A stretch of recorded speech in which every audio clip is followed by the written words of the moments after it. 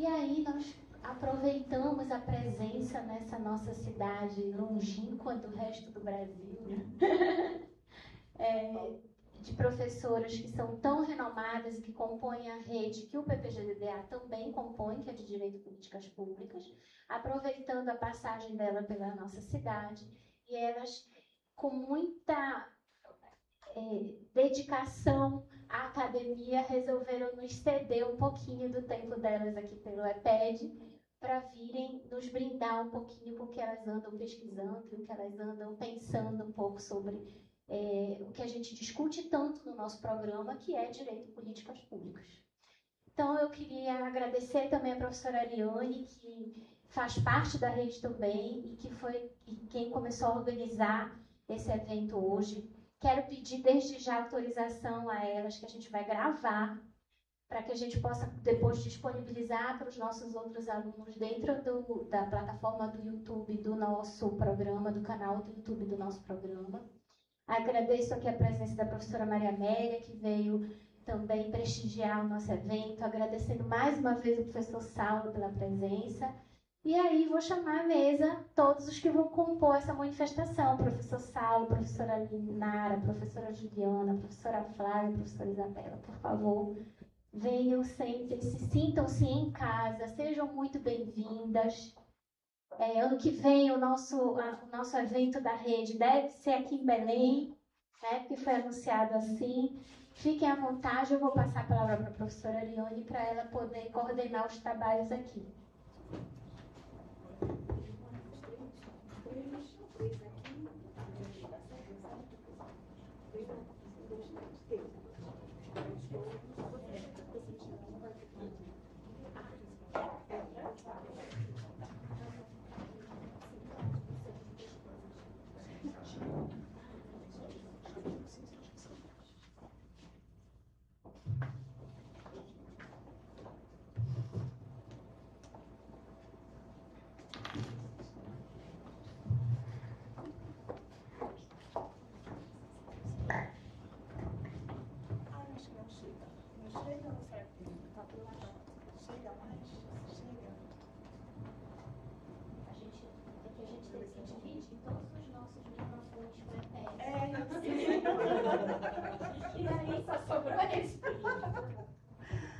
Boa tarde a todos. É uma enorme satisfação contar com a presença de vocês aqui nesta tarde, especialmente com a banca, né, com a mesa na qual a gente está compondo esse primeiro colóquio de Direito e Políticas Públicas da rede do EPP, aqui dentro da Universidade Federal do Pará. Para mim, particularmente, é uma enorme satisfação, porque faço parte da rede. A gente está hoje finalizando a minha disciplina aqui dentro do PPGDDA, que é a disciplina de Políticas Públicas e Regulação, e contar com a presença, né, dos professores que estão compondo a mesa é de uma enorme satisfação para nós da Universidade Federal do Pará, e especialmente nossa, do PPGDDA, da UFPA, aqui em nome da professora Maria Estela. Então, nós vamos começar esse primeiro colóquio fazendo uma apresentação dos membros que compõem a mesa, e vou iniciar efetivamente dando 20 minutos para cada expor a sua pesquisa em matéria de políticas públicas. Então, primeiramente, nós vamos iniciar... Pode ser, professora Júlia? Pode ser? Então, com a professora Júlia Ximenes, sem nenhuma ordem de importância, mas é porque ela está aqui do meu ladinho, então eu logo, né, coloquei ela. Então, 20 minutos, por favor, professora. Bem, boa tarde a todos e todas. Obrigada, professora Ariane. Cumprimento aos integrantes da mesa, aqui na figura do nosso presidente da rede, professor Saulo, né?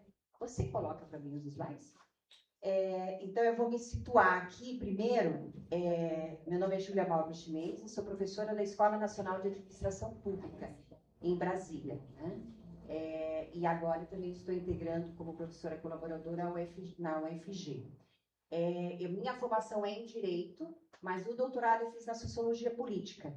E na ENAP eu dou aula justamente na perspectiva de conexão, articulação entre direito e política, que vai ser um tema recorrente aqui, mas eu trabalho isso numa perspectiva também interdisciplinar por conta da minha formação no nível do doutorado. E aí eu trouxe para vocês, eu vou apresentar aqui um pouquinho do que eu tenho feito lá na ENAP e que vai se articular um pouco também com a UFG, justamente nesse sentido de trazer a questão do direito para a análise das políticas públicas numa perspectiva interdisciplinar. E eu trabalho muito com análise de discurso, que é uma técnica de pesquisa, né? Que trabalha também na perspectiva, utiliza muito a perspectiva das assimetrias de poder, né? A Linara também vai falar um pouco, nós também fizemos algumas pesquisas juntas, também trabalha nessa linha, e pela parte também do Poder Judiciário. Eu vou colocar isso aqui para vocês.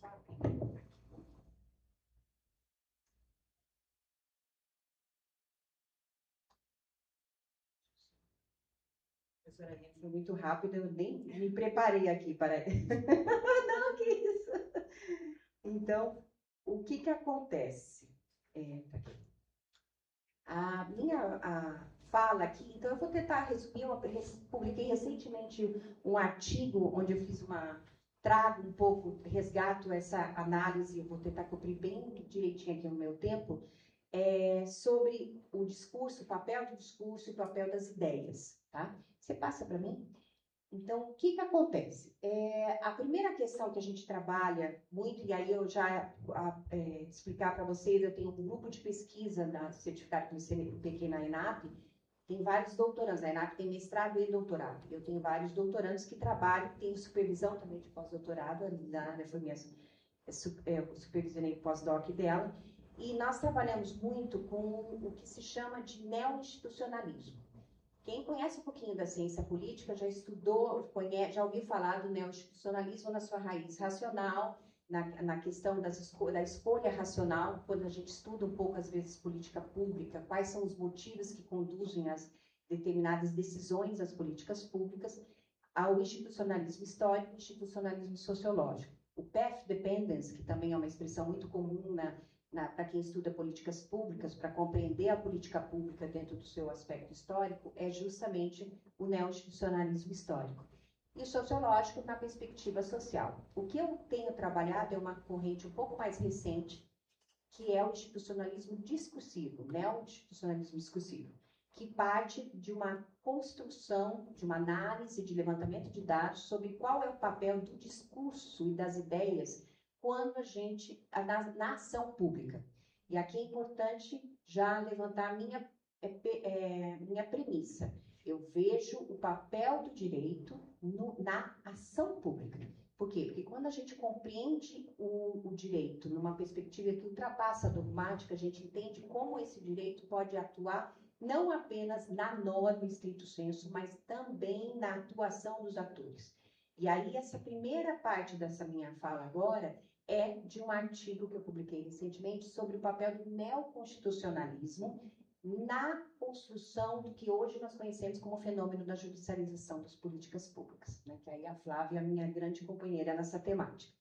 A judicialização das políticas públicas, na minha análise do discurso, ela foi sendo construída a partir do neoconstitucionalismo, lá na década de 90, onde pós-Constituição de 88, mas muito na linha de uma ideia que buscava o papel do dever ser. E é interessante porque a gente tem aí 35 anos já, né, de todo o processo da Constituição. Eu e a Linara trabalhamos muito com políticas judiciárias, a Flávia com judicialização das políticas públicas, e a gente continua discutindo o quanto o Poder Judiciário ele atua, sim, mas quanto então acaba afetando a política, o impacto na política pública, que nem sempre ele é o ideal. E aí eu vou trazer alguns exemplos aí, no decorrer do EPED também nós vamos trabalhar, mas só para vocês entenderem quanto essa noção do papel do Poder Judiciário nas políticas públicas foi influenciado por um discurso, por uma ideia, que é o neoconstitucionalismo, que, na verdade, hoje em dia a gente critica também muito, porque você faz tudo com o neoconstitucionalismo, né? Com base nele, você consegue sustentar e argumentar muita coisa. Então, no decorrer da história, já vou mostrar aqui um pouquinho, desde a década de 90, a gente tem essa construção. Isso é o sistema de justiça e a ideia do dever ser. Do outro lado, nós temos a ação pública, que é o que eu comentei, ou seja, o ser. Se a gente pensar em política pública como um fenômeno complexo que ele é, a gente não consegue enquadrar totalmente a dogmática nessa lógica, ou seja, nesse círculo aqui do que é. Então, o nosso desafio no direito de políticas públicas é cada vez mais buscar a articulação entre o seu dever ser e o que é, na perspectiva também das dificuldades do que nós temos na implementação, no desenho, dos arranjos da política pública, que é a interface que eu vou fazer com capacidades estatais. E aqui no meio, essa justamente a judicialização das políticas públicas, e esse que também é um fenômeno complexo. Aqui eu trago um pouquinho o resgato, o artigo. A partir de uma análise discursiva de pesquisas, eu não usei fonte primária, usei fonte secundária, ou seja, pesquisas que trabalharam no tempo com a judicialização da saúde, que é o que nós temos mais de pesquisa empírica. Eu fiz uma análise do que aconteceu com os diferentes períodos do discurso. E a gente consegue perceber muito nitidamente que de 88, por exemplo, até mais ou menos 2005, você tem uma virada de chave. Né? Ou seja, primeiro você tem todo um distanciamento do Poder Judiciário do que é a política pública, parado pelo discurso legalista, ainda positivista do período anterior, e com a 88 até 2005, um crescendo da fundamentalidade dos direitos sociais com base no neoconstitucionalismo. Esse discurso, essa virada, vai ainda ser acompanhada até 2009 com muita intensidade. 2009, capitaneado basicamente pelo Supremo Tribunal Federal, na construção da audiência pública sobre a judicialização da saúde, surge o termo evidências, você começa a se preocupar com quem é que está solicitando, de quem é a demanda, de como está sendo concedido determinado medicamento. Então, você tem movimentos, é possível perceber um movimento nos dois lados sobre limites para o Poder Judiciário, mas também um crescendo por parte do próprio Poder Executivo na construção de suas políticas públicas. E entre 2010 e aí, eu coloco já até o nosso 2025, a gente percebe cada vez mais esse caminho de direito e políticas públicas, gradativo, isso não são processos rápidos, né? Nós estamos falando de construção de um discurso, construção de ideias, que são essa forma que a gente significa o mundo, e cada vez mais este direito e políticas públicas, que é o que a rede representa, e aí eu acho que nós todos aqui e todos temos essa linha, uma aproximação e uma articulação, né? Para buscar cada vez mais você construir a política pública, não apenas de um lado, mas os dois caminhando juntos. E por que essa preocupação? Aí eu trouxe aqui justamente a agenda de pesquisa mesmo. Em Brasília, lá na ENASM, eu tenho feito muito uma agenda de pesquisa mais ampliada, salientando como o direito, não apenas como dogma, no sentido de leis, regulamentos, atos normativos, mas no sentido mais amplo, inclusive de atores, ele legitima a ação estatal. Por que eu falo isso? Porque quando a gente fala de alguns exemplos de judicialização hoje das políticas públicas, saindo da saúde, que é a mais recorrente, que já tem todo um campo, vou dar um exemplo que é saúde, mas não é bem saúde, que nós buscamos, né? Que é a regulação do curso de graduação de medicina. A judicialização dos cursos de medicina tem sido um excelente exemplo, e ela está dentro da minha agenda de pesquisa agora, no âmbito de 2026 e 2027, sobre capacidades estatais. Porque o que acontece? A distância do judiciário sobre capacidades estatais, apesar de todo o discurso neoconstitucionalismo e até mesmo essa aproximação de direito e políticas públicas, ainda é muito grande. Tá? Nesse exemplo da regulação dos cursos de medicina, gente, nós temos mais cursos.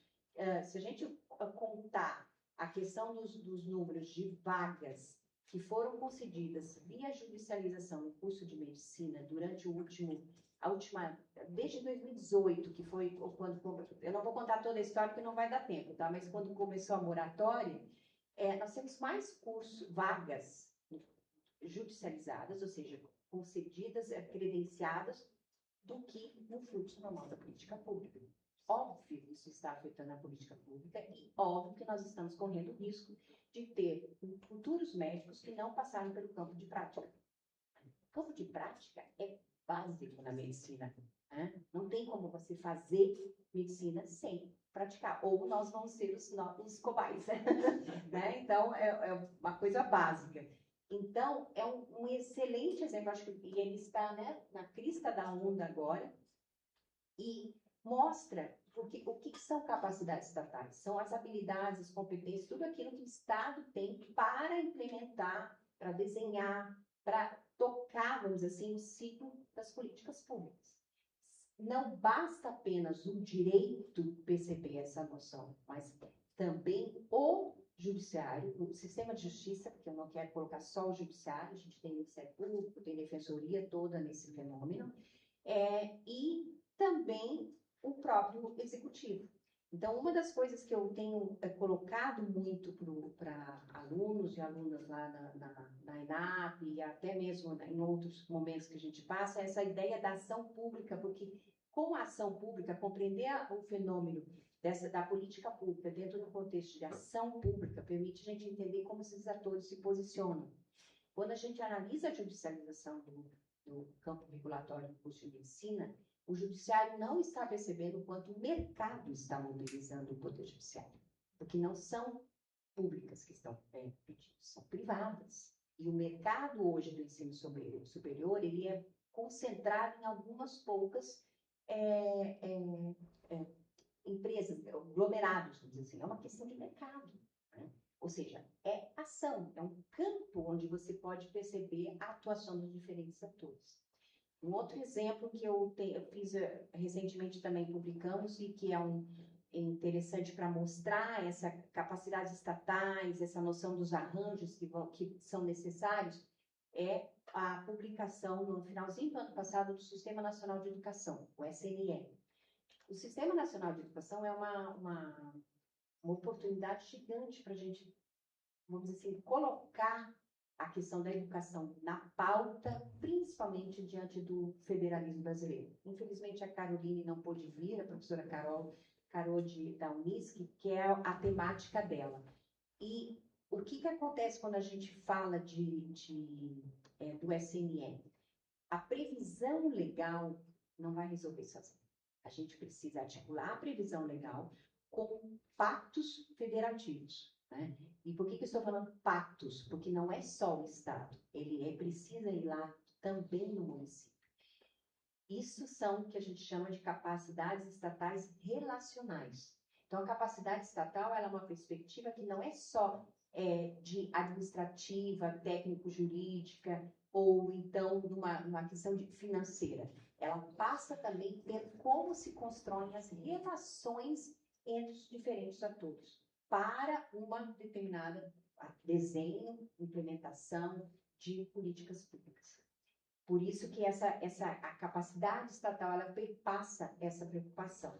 Eu estou passando aqui porque coloquei os 3 grandes exemplos. Então, eu falei da judicialização da medicina, do SNE e o último, a regulação experimentalista, que é um dos melhores exemplos, é o sandbox regulatório. Né? Sandbox regulatório, para quem não conhece, é aquele parquinho de areia, é o nome mesmo, onde você suspende toda a regulação para poder fazer uma proposta, construir uma proposta, né? E o sandbox regulatório, ele é de novo, experimentalista, ele perpassa numa perspectiva de que a norma, ela está dentro também de uma atuação, e de uma atuação que é relacional. Você tem que colocar os atores ali para pensar e para articular. Nesse caso, em alguns exemplos, a maioria dos sandbox hoje advém do campo financeiro, do ambiente financeiro. Mas, por exemplo, a Anvisa tem um agora que está sendo construído que trata de produtos de cosméticos. Ou seja, são tentativas e cada vez mais a gente encontra isso, mas são experiências que nós estamos adotando no Brasil para tentar resolver de novo problemas complexos, que não se resolvem só com a norma e que demandam capacidades estatais que dependem também da norma. Então, eu tenho o tempo todo esse vai e volta entre norma e campo, vamos dizer assim. E aí já conseguimos, professora, para o meu final aí. Você passa a última. Eu estou agora, no momento, justamente desenvolvendo tentando trabalhar com esse diagrama aqui. O que é esse diagrama? Eu tento aqui fazer uma relação entre as capacidades, os eixos analíticos da capacidade estatal, na perspectiva do direito de políticas públicas, colocando essa noção do que eu falei, tanto de capacidades como de discurso. Porque o que eu tenho percebido na atuação como professora, pesquisadora, orientadora, que a gente tem esses 4 elementos aqui, os 4 eixos, né? O design jurídico institucional, os atores jurídicos, as ideias jurídicas e o discurso de legitimação, os resultados.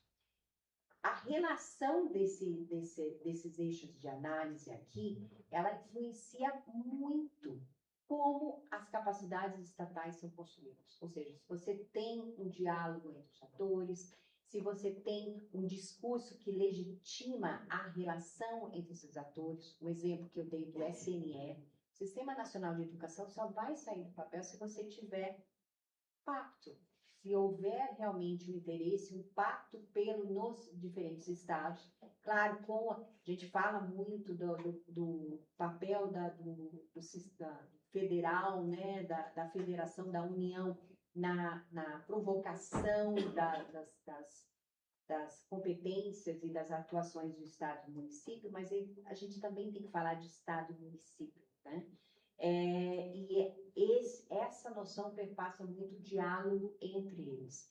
E, obviamente, quando a gente fala dessa noção de capacidades estatais, quanto mais eu tenho uma norma que se relaciona com essa capacidade, vamos dizer, conectada com a capacidade estatal relacional, você também vai buscando o meu primeiro slide, que é o ser, não o dever ser, mas sim o ser, como a política pública ela lá na ponta, porque é uma das nossas grandes dificuldades hoje quando se fala em implementação de política pública, é compreender as dificuldades, os desafios na ponta, né? E isso não está previsto na norma, a gente só consegue fazer indo lá, conhecendo e interpretando mais esse momento, vamos dizer assim. Então, vou cumprir bem, tá? Isso que eu queria, só para mostrar um pouquinho as questões que eu acabei de colocar. Pode terminar, mas eu não coloquei ali meu e-mail, esqueci.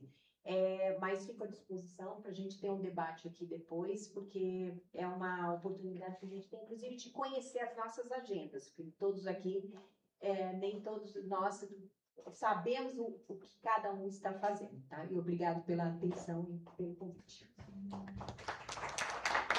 Muito obrigada, professora Júlia. Um prazer enorme de ouvir, inclusive a questão dos atores em políticas públicas. Ninguém consegue muito bem se entender quem são, né? Porque esse papel das capacidades ele realmente não está muito bem definido e nem regulamentado. E aí gera um problema mesmo em relação ao papel do Poder Judiciário, com todas as críticas que certamente ainda vamos ouvir com os discursos contrários e discursos favoráveis a essa atuação / intervenção / ativismo do Poder Judiciário em matéria de políticas públicas, sem muitas vezes ter a capacidade para enfrentar um assunto tão polêmico que tem efetivamente sem conhecer aquele que está lá na ponta que vai ser o cumpridor dessa política. E agora, dando continuidade, eu vou passar a palavra para a professora Guinara Oeiras. Já que a professora Júlia falou da pesquisa consolidada, eu olhei logo para ali se essa fosse a próxima. Tá bem? Então, muito obrigada. Com a palavra, a professora Guinara.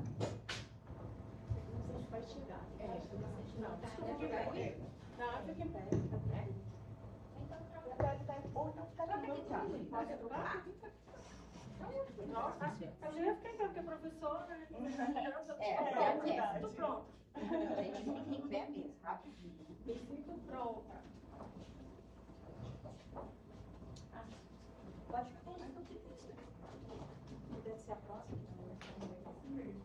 Depois ela passa a minha bolsa. Onde é que está a sua bolsa?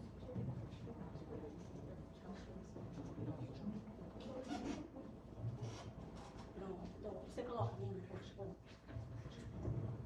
Bom, boa tarde. A professora Ariane já me apresentou, professora Linara Oeiras Assunção.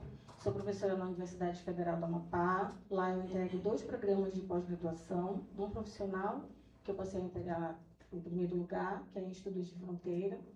E depois, quando aprovamos então o nosso programa de pós-graduação em Direito, passei a integrar o acadêmico em Direito.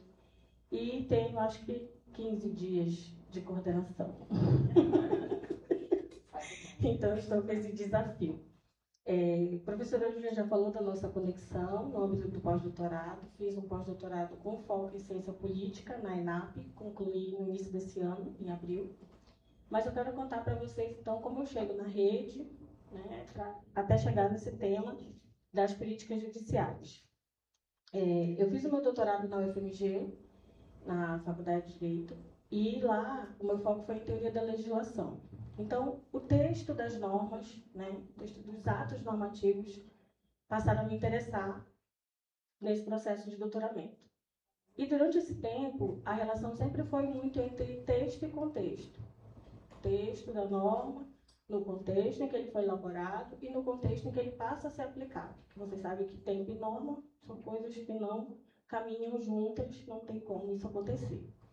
E aí, desde 2015, eu passo a olhar para as políticas públicas que estão institucionalizadas por atos normativos. Então, muito mais do que me preocupar com avaliação, monitoramento, implementação, a minha preocupação preliminar sempre foi o texto. O que esse texto traz, como é que esse texto conversa com os limites condicionais ou não. E aí, a partir disso, ingresso nesse campo de direito e políticas públicas muito pelo texto desses atos normativos que trazem para o nosso ordenamento a implementação das políticas e vou caminhando nesse ritmo, trabalho de avaliação de impacto legislativo, né, avaliação de impacto normativo, vou falando então e conversando com os meus orientandos. Na plateia a gente tem a nossa mais nova mestre do nosso PPGD, que é a Thalita, que apresentou uma proposta, a professora Júlia esteve na banca dela, em Macapá, que é em avaliação de impacto legislativo, focando numa avaliação específica para gênero.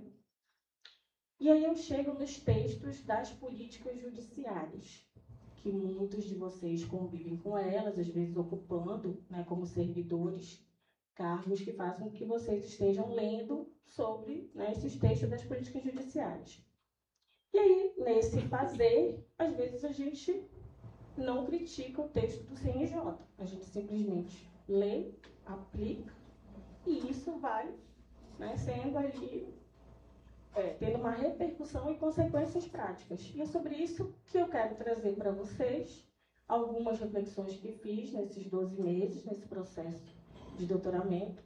Então, é um pouco um caminho que eu estou chamando aí entre a governança judicial e a extrapolação constitucional. Lógico que isso é totalmente provocativo, ninguém está fazendo valoração se é constitucional ou inconstitucional. Vocês vão entender o meu caminho e assim espero. Se não entenderem, quando chegar no debate, vocês, por favor, professora, não, né, não concordo. Mas a minha inquietação é um pouco, né, dessa pergunta que parece simples. Quando as políticas judiciárias elas passam a produzir políticas públicas, o que acontece? Porque quando a gente fala em políticas judiciárias, a gente pensa na atuação do Conselho Nacional de Justiça, na perspectiva da emenda constitucional 45, a gente olha para dentro do poder, ou seja, políticas para dentro do judiciário. Em nenhum momento a gente pensa que uma política judiciária ela vai impactar o poder executivo, ela vai, de alguma maneira, entre aspas, novamente, usurpar algo que seja da competência do legislativo. Então, a gente está falando um pouco disso. E aí eu volto e reafirmo a minha caminhada. O meu foco não é a decisão judicial. O meu foco é a produção normativa do CNJ. E, em razão disso, o que foi que nós fizemos? A gente tentou, nesse processo, né, nesse deslocamento analítico, a gente tentou olhar para esse fenômeno a partir de uma caminhada, pensando na judicialização das políticas públicas, né, nessas decisões judiciais e como elas interferem nas políticas públicas. Chegamos nos textos das políticas judiciárias, naquelas resoluções clássicas, onde a gente vê que, de fato, o judiciário está organizando a sua atuação. Porque essa comparação ela é importante antes de você tecer qualquer outra observação, onde você olha assim para o texto e diz, poxa, aqui realmente o judiciário ele poderia ter recuado, avaliado melhor o texto para colocar essa resolução, enfim, né, num provimento específico. Então, é aqui que a gente faz a comparação, ou seja, eu pego uma resolução que fala essencialmente de uma organização interna para dentro do poder e pego uma outra, como resoluções que vocês conhecem por conta dos programas de Pop e Rua Ajude. Todo mundo conhece? Já ouviu falar? Pop e Rua Ajude? Aí você pega uma de organização e pega uma do Pop e Rua Ajude. Pega uma de organização e pega uma de remissão. Então, você vai perceber que o texto ele muda, inclusive, né, as recomendações, as organizações. Então, eu peço sempre que vocês pensem a partir, não dessa comparação, mas dessa orientação de escrita. Vocês vão ter essa percepção nítida, porque o texto ele fala por si. Né? Então, isso é um ponto que eu gosto de destacar. E aí a gente chega na minha questão final, que é políticas judiciárias como governança da ação pública. Ou seja, aí a gente está vendo o judiciário ir avançando cada vez mais numa agenda que ele precisa, talvez, ponderar se de fato é a agenda dele, ou se não é a agenda do executivo, ou se não é a agenda do legislativo. Ah, professora, mas são os poderes que demoram, são poderes que não acompanham, o judiciário ele precisa fazer alguma coisa. Eu concordo. Sempre quando eu falo, eu digo, acho que as políticas judiciárias são necessárias. A gente só não pode, como profissionais do direito, como pesquisadores, cientistas que nos colocamos nesse lugar de ciência, não olhar para esse texto de forma crítica, principalmente a partir da repercussão que ele vai ter. Então, a pergunta é um pouco essa. Quando uma política concebida como judiciário, ela passa a formular, coordenar e induzir uma ação? Então, a pergunta é um pouco isso. Pode passar, por favor? Professora, me mostre o meu tempo, para eu não me perder. E aí, lógico, tem que ter um corpo empírico para a gente fazer afirmações nesse caminho. Né? Então, nós fizemos uma pesquisa documental, a partir ali do portal do CNJ, que vocês conhecem, na aba lá de atos normativos. Clicamos, estou falando bem didaticamente, resoluções, pegamos as resoluções ali que tratam sobre temas que seriam temas mais sensíveis, direitos humanos, direito da criança e do adolescente. No artigo, que depois a gente pode socializar com vocês, a gente faz, né, uma triagem a partir dos filtros que o próprio CNJ disponibiliza lá no portal. E aí nós chegamos nesse campo de 31 resoluções, de 2015 a 2025, ou seja, 10 anos. E aí a gente foi, a partir ali de pesquisa documental, orientação por análise, né, textual discursiva, análise crítica do discurso, dos nossos referenciais teóricos, Bourdieu e Foucault, altamente influenciado pela professora Júlia, institucionalismo discursivo. Então, nós fomos pensando, a partir desses referenciais, né, e dessas técnicas, olhando aí para a parte documental das resoluções, em como pensar em parâmetros ou variáveis, como vocês queiram colocar, que sejam separação de poderes, reserva legal, iniciativa legislativa, aquilo que a gente está chamando de autogoverno judicial, ou seja, o poder judiciário olhando para ele. Então, a partir dessas variáveis, vamos criar aí uma matriz analítica para o texto dessas 31 resoluções. Né? Então, assim, por isso que eu disse, depois a gente pode ir pensando nesses textos e conversando sobre isso, mas aqui a gente chega em um resultado... Pode passar, por favor? E a gente vai... eu acho que é o outro...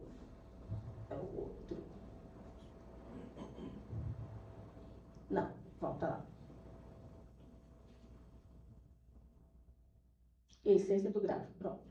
A gente vai chegar em níveis analíticos de extrapolação, que é o que a gente está colocando, porque o que foi que a gente fez? A partir daqueles referenciais, a gente disse, bom, vamos pensar em algo que a gente possa dizer que tem um baixo risco, que eminentemente é aquela resolução onde o judiciário está falando para ele mesmo, ou seja, está se autorregulando, autocontrolando. Vamos pensar naquele mediano, onde ele fica naquela linha tênue no texto, onde ele está querendo conversar com outro poder, e um que, de fato, onde a gente perceba um avanço, né? Ou seja, aqui realmente o texto ficou complicado da gente interpretar ele sem ter o risco de comprometer aquelas variáveis que acabamos de mencionar, separação de poderes, iniciativa legislativa, enfim. Aí nós chegamos nesse resultado. 77,4% das 31 resoluções que vimos, né, tem um risco aí do que a gente está nomeando como moderado a alto de extrapolação constitucional. De novo, nós não estamos dizendo que são textos inconstitucionais. A todo momento no artigo a gente trata disso. A gente está falando desse flerte. Aí está aí o risco. Ó. Risco é categoria analítica, não é declaração de inconstitucionalidade. O artigo ele é uma provocação como pesquisadores, no sentido de que a gente precisa ter cuidado com o texto. Lembra aquilo que eu falei no início? É a minha agenda de pesquisa. Olhar para o texto e olhar para o contexto. O contexto em que ele foi criado e o contexto em que ele passa a ser aplicado. É esse diálogo que a gente tem que fazer. Então, se vocês perceberem, de um universo de 31 resoluções, é um resultado que faz com que ligue um alerta. Aqui a gente tem uma agenda de pesquisa. Aqui a gente pode se unir com outras pessoas para que esse diálogo ele fique mais o quê? Refinado. Né? Aqui a gente pode refinar essa agenda de pesquisa. E essa é a nossa principal preocupação, porque hoje o que percebemos e conversamos é que as pessoas não olham para o texto da política judiciária com um olhar crítico. É um olhar de aplicação. Eu vou aplicar. Ah, é assim. Tal coisa tem que fazer com o cartório. Ah, é assim. Ah, tem que criar essa comissão. Ah, porque é assim. Está no texto. É o argumento de autoridade do texto. Por favor.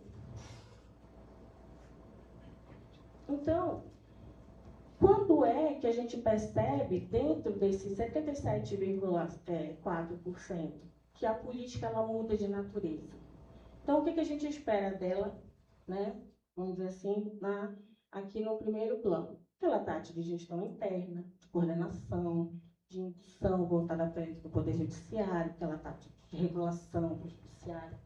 Mas aí o que a gente vê? A resolução da política judiciária criando estruturas permanentes em lugar que não é dentro do judiciário. A gente percebe coordenação interinstitucional, que deveria ser de iniciativa do Poder Executivo. A gente vê obrigações administrativas e até orçamentárias. Regulação material de determinados assuntos e políticas, inclusive setoriais, que passam a ser criadas. Então, aqui a gente vai perceber que a fronteira, ela não é só temática. Ou seja, não é porque tratou de direitos humanos ou porque tratando de alguma questão de direitos sociais, como a gente queira nomear.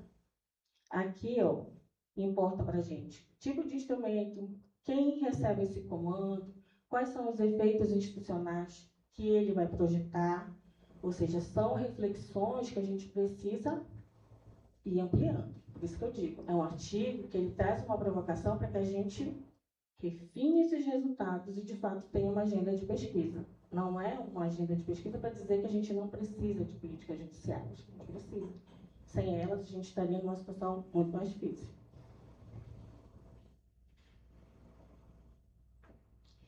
E eu trouxe 4 casos. Eu acho que eu queria pular. Eu trouxe quatro casos paradigmáticos que tem no texto, né, nesses níveis que a gente comentou ainda há pouco. Esses 4 são os que ficam entre moderado a alto. Então, a gente tem a resolução que é de 2021, que é de remissão de pena. Quando a gente fala de remissão de pena, a gente tem que ir lá para a Lei de Execução Penal, para a LEP. Mas a gente tem várias questões relacionadas à remissão de pena numa política judiciária. Então, a gente vai ter o que está bem aí, ó, a aproximação de matéria que, tradicionalmente, ela é o quê? legislativa. Como é que a gente altera a lei de execução penal? É por uma política judiciária? Nosso aluno lá, né, de introdução do direito, vai saber que não. E aí é engraçado, porque na plateia está o professor Nicolau Crispim, que é procurador de Justiça do Ministério Público do Estado do Amapá, e a gente conversando sobre esse artigo, ele disse, não, Renata, isso está na LEP. Ele falou, está na LEP. Eu falei, não está, professor. Aí a gente foi ver, ele, não está. Então, é o MP refletindo. Então, é o que eu disse, professor, mas se não tivesse essa política, estaria muito pior as questões relacionadas à remissão? Eu concordo que sim. Então, eu trago soluções com o artigo, eu e a professora Júlia, não, a gente está entregando o problema e uma agenda de pesquisa para vocês. Aí tem a resolução de 2019, que é a 307, quando a gente está também falando de egressos, e aí é uma política social, então a gente tem cotas laborais em contratos administrativos sendo definido por uma política judiciária. Aí a gente vai ter o POP Rua Júdica 2024, que ele vai criar comitês locais, vai fazer mutirão, vai estabelecer um índice nacional. Envolvendo só o judiciário, professora? Não, o executivo. O executivo recebe um monte de tarefa dentro do POP Rua Júdica. E a de 2023, que é a 510, que é de soluções fundiárias, que tem uma incidência federativa, comandos com repercussões habitacionais e assistenciais. E aqui eu tenho que elogiar o trabalho da professora Luli Fischer, que tem uma clínica multiprofissional na casa, que é a Clínica Multiversidade, onde a UFPA desenvolveu uma expertise que aperfeiçoa essa resolução. E por isso foi celebrado uma parceria com o Ministério da Justiça e Segurança Pública, onde estão sendo criados 9 núcleos temáticos para resoluções de conflitos fundiários na Amazônia Legal. O Amapá é um deles e a gente está criando um núcleo temático desse a partir do aperfeiçoamento dessa resolução, fazendo parcerias com o judiciário, mas envolvendo quem precisa ser envolvido, que é o executivo. Pode passar, por favor.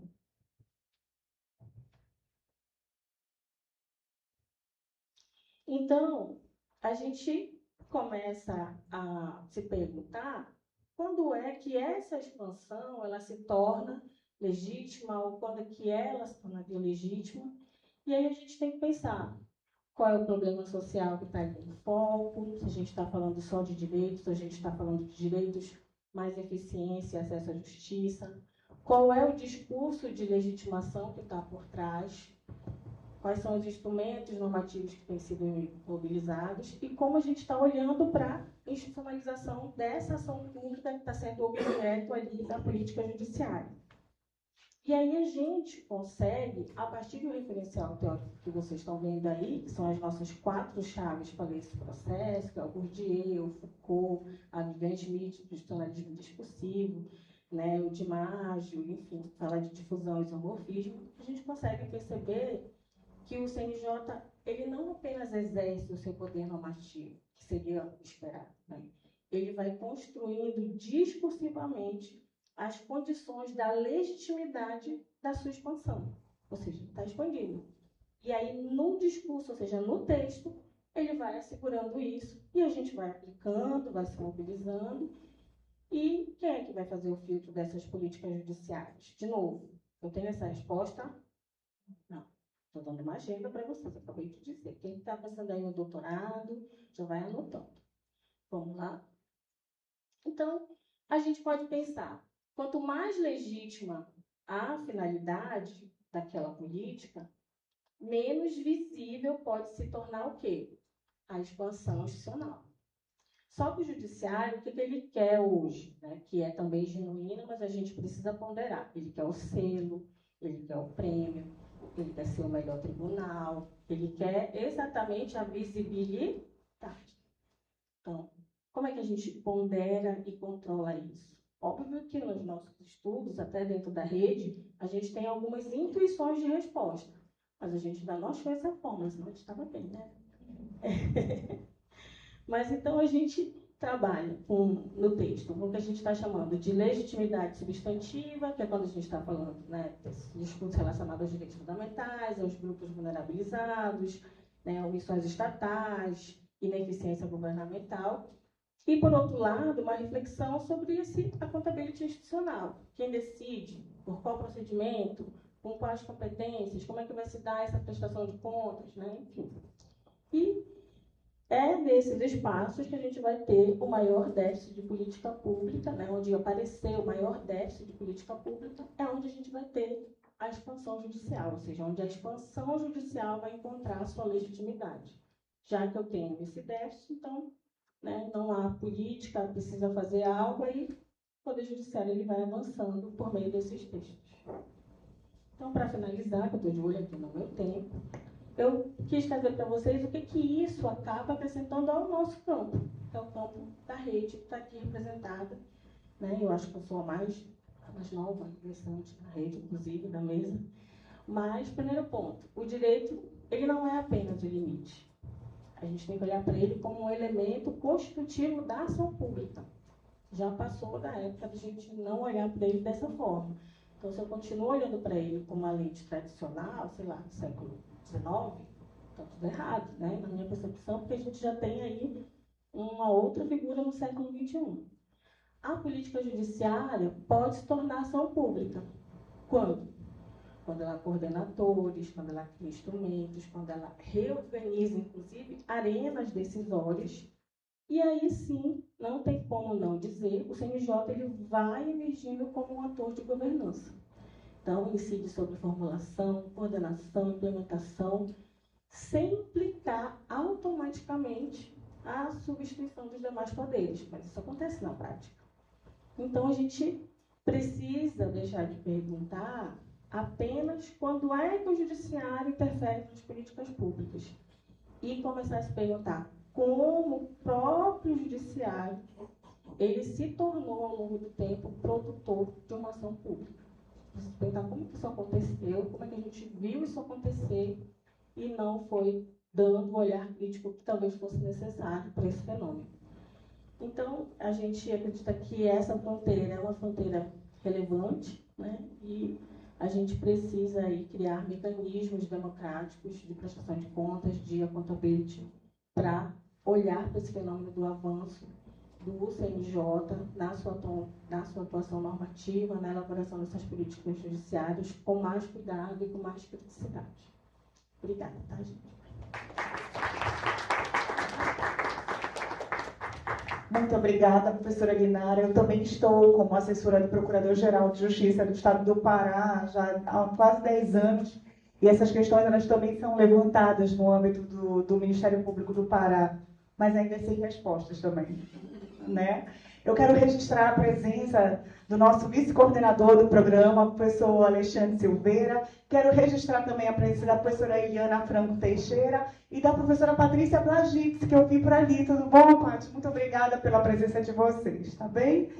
Eu vou passar a palavra agora à professora Flávia Santiago, também para fazer a sua apresentação. Muito obrigada, professora Flávia.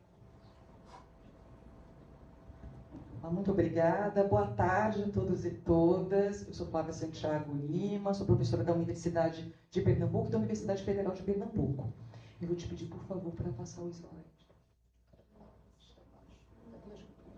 Ai, meu Deus, será que chegou? No início passou. Talvez não ultrapasse.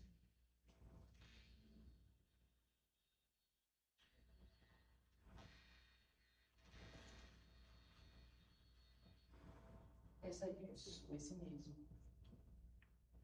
Pronto, muito obrigada, obrigada. Agora começamos, né? Inicialmente dizer que é uma satisfação estar aqui no Pará. A primeira vez no Pará foi no ano passado, vim esse ano que vem certamente estaremos juntos, ou seja, eu aprendi o caminho, né?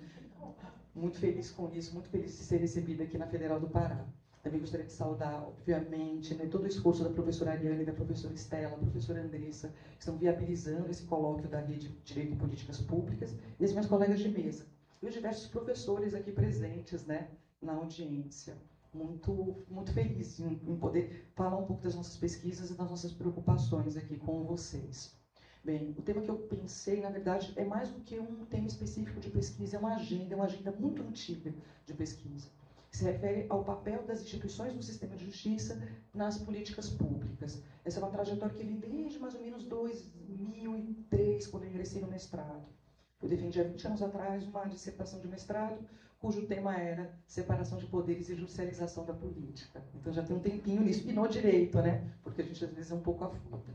Pois bem, eu venho da Universidade de Pernambuco, estadual, e também sou professora do programa de pós-graduação em políticas públicas da Universidade Federal de Pernambuco.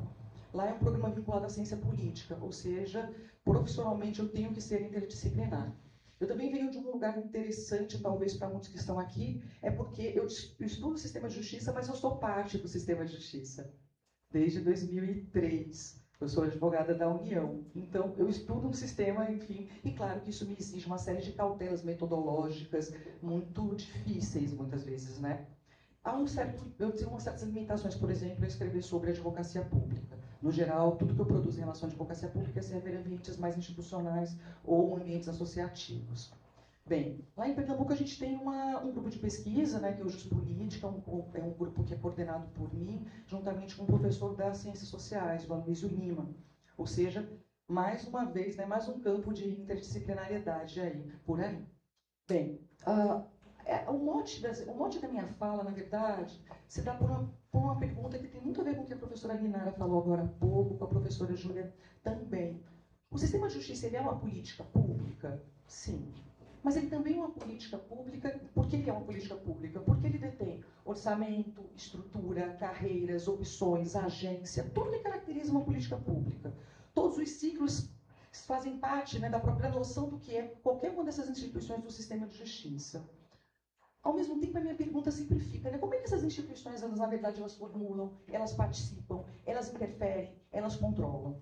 Percebam que isso sempre foi uma preocupação muito grande na minha vida, essa questão do dever ser e o ser, né? Isso foi mais razoavelmente resolvido lá na tese de doutorado. A gente vai falar dela daqui a pouco. Pois bem, e aí a minha questão é como elas deveriam atuar no âmbito dessas políticas públicas? Sempre, eu sou jurista de profissão, sou do direito, então, por mais que eu interaja com outros ramos, o fato é que a minha contribuição deve ser um pouco essa, né? Pensar em soluções, né? Pensar um pouco no dever ser. Certamente nós somos normativos, né? Nós gostamos dessa segunda dimensão. Bem, claro que a resposta, pode passar, obrigada. Claro que a resposta inicial é que elas deveriam, na verdade, se coordenar, né? Eu acho que um dos grandes problemas brasileiros, tanto do ponto de vista de coordenação horizontal, como também do ponto de vista da coordenação vertical entre instituições. Nós vivenciamos isso no sistema de justiça, visto como um todo, talvez seja o caso mais eloquente, mas também na nossa federação e tudo mais. E quando nós confundimos essas dimensões, a dimensão horizontal com a dimensão federativa no sistema de justiça, em que a gente pode falar de milhares de instituições, a coisa gera ainda mais complexidade. Falar sobre o sistema de justiça é falar, vocês veem, aqui eu vou ficar mais nas PEG, né? Mas é falar de um conjunto, de uma pleiade de instituições, e no direito a um fato, mais recentemente é que nós estamos nos voltando para outras instituições. Nós estávamos completamente enfeitiçados pelo Supremo Tribunal Federal. E ele não nos deixa, né? Afinal de contas, se bobearmos, nós viramos professores que falamos sobre o STF o tempo todo. É recorrente isso. Tanto que eu vou falar sobre o STF daqui a pouquinho, mas porque eu sou conhecida por discutir Supremo Tribunal Federal. Às vezes é até difícil contar para o pessoal a nova agenda, né? É uma agenda de uns 8 anos, mais ou menos, de outras instituições. Bem, se a gente pensar, o sistema de justiça, essa aqui é uma formulação geral da professora Maria Teresa Sadek, que é um clássico, né, da ciência política. O Poder Judiciário enfim, a gente pode falar do STF, CNJ até a primeira instância. Todos eles podem ser vistos como sujeito e objeto de políticas públicas. Quando o juiz ele determina um fluxo de gabinete, ele é, sim, né, não apenas o implementador, mas um formulador de políticas públicas. Mas se nós pensarmos as demais FEG, né, MP, Defensoria, Advocacia Pública, a gente tem dificuldade, inclusive, até de definir qual é o papel delas, qual é a função ou a missão institucional mais evidente, mesmo dos textos normativos, mas também das suas próprias atividades, enfim, das práticas. A gente fala isso daqui a pouquinho. Eu gosto de sempre mencionar uma classificação do professor Diogo Figueiredo Moreira Neto. É uma classificação normativa, né? O Ministério Público representa os interesses da sociedade, a Advocacia Pública, a Defensoria Pública, os interesses dos hipossuficientes, e a advocacia pública, os interesses de Estado. Mas vejam que nesse universo são expressões multissêmicas, né? Eles carregam muita carga e muitas atividades. Essas atividades, eventualmente, elas podem colidir ou também podem gerar nós cegos, né? Algumas questões elas geram a competição para o exercício de determinadas funções, e essas competições, a gente já conseguiu em alguns textos conseguir mapeá-las, mas elas também geram, muitas vezes, pontos cegos, enfim, pontos blind spots, porque são políticas que, de repente, ou são atividades que não geram muito, já que estamos entre jovens também na pós-engajamento. A minha leitura do sistema de justiça geral, eu parto de dois pressupostos, são pressupostos institucionalistas, né? O primeiro deles é da pluralidade institucional. Não existe um Ministério Público, existem 33 manifestações de Ministério Público. Existe uma advocacia pública, só a AGU é composta de 4 carreiras com racionalidades diferentes. E por aí vai. Quando a gente, portanto, assim, a gente já pode pensar num conjunto, aí, numa pleiade de mil e poucas, de mais de, pelo menos, umas 4.000 instituições, se contarmos com as procuradorias municipais. A segunda chave de compreensão desse sistema complexo é a questão das trajetórias formais, né, das mudanças formais e informais. A partir daí é bem institucionalista mesmo, sabe? Martin Olsen, isomorfismo, enfim, toda essa literatura aqui que a gente coloca nos slides, e depois quem tiver interesse a gente conversa mais, que são literaturas muito próprias, né, da rede. Essas instituições, elas são alteradas, elas têm constante mutação. Vide, por exemplo, a trajetória impressionante, né, de fortalecimento da Defensoria Pública desde 88. Eu tenho alguns textos que dizem, né, que o Ministério Público encontrou na Constituição de 88 o ponto de chegada de uma série de reivindicações institucionais, ao passo que a Defensoria Pública teve ali um ponto de partida. Mas, além dessas trajetórias de mudanças, né, de transformações formais, a mais nova estrela agora é o Tribunal de Contas, conseguiu aprovar uma emenda constitucional. Quem tiver interesse, eu escrevi lá no Jota sobre isso. Olha, temos mais gente aqui nessa disputa. E, na verdade, informalmente, esse processo de fortalecimento, né, de contabilização da política, ele já existia. Mas também informais. Essas instituições, elas têm um poder de agência concedido, né, no quadro normativo da Constituição, que lhes permite, muitas vezes, mudar as suas prioridades, girar as suas prioridades. Eu já vou dar um spoiler quase do final. O MP, por exemplo, com um giro de prioridades entre a tutela coletiva e hoje, e há algum tempo já, o combate à corrupção, né? O MP voltou a ser o MP raiz, o MP penal.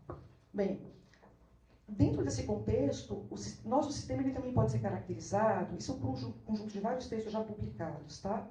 Essas instituições são caracterizadas por uma simetria, também por uma série de disputas e competições institucionais e, de algum modo, por sua complexidade, uma certa desorganização.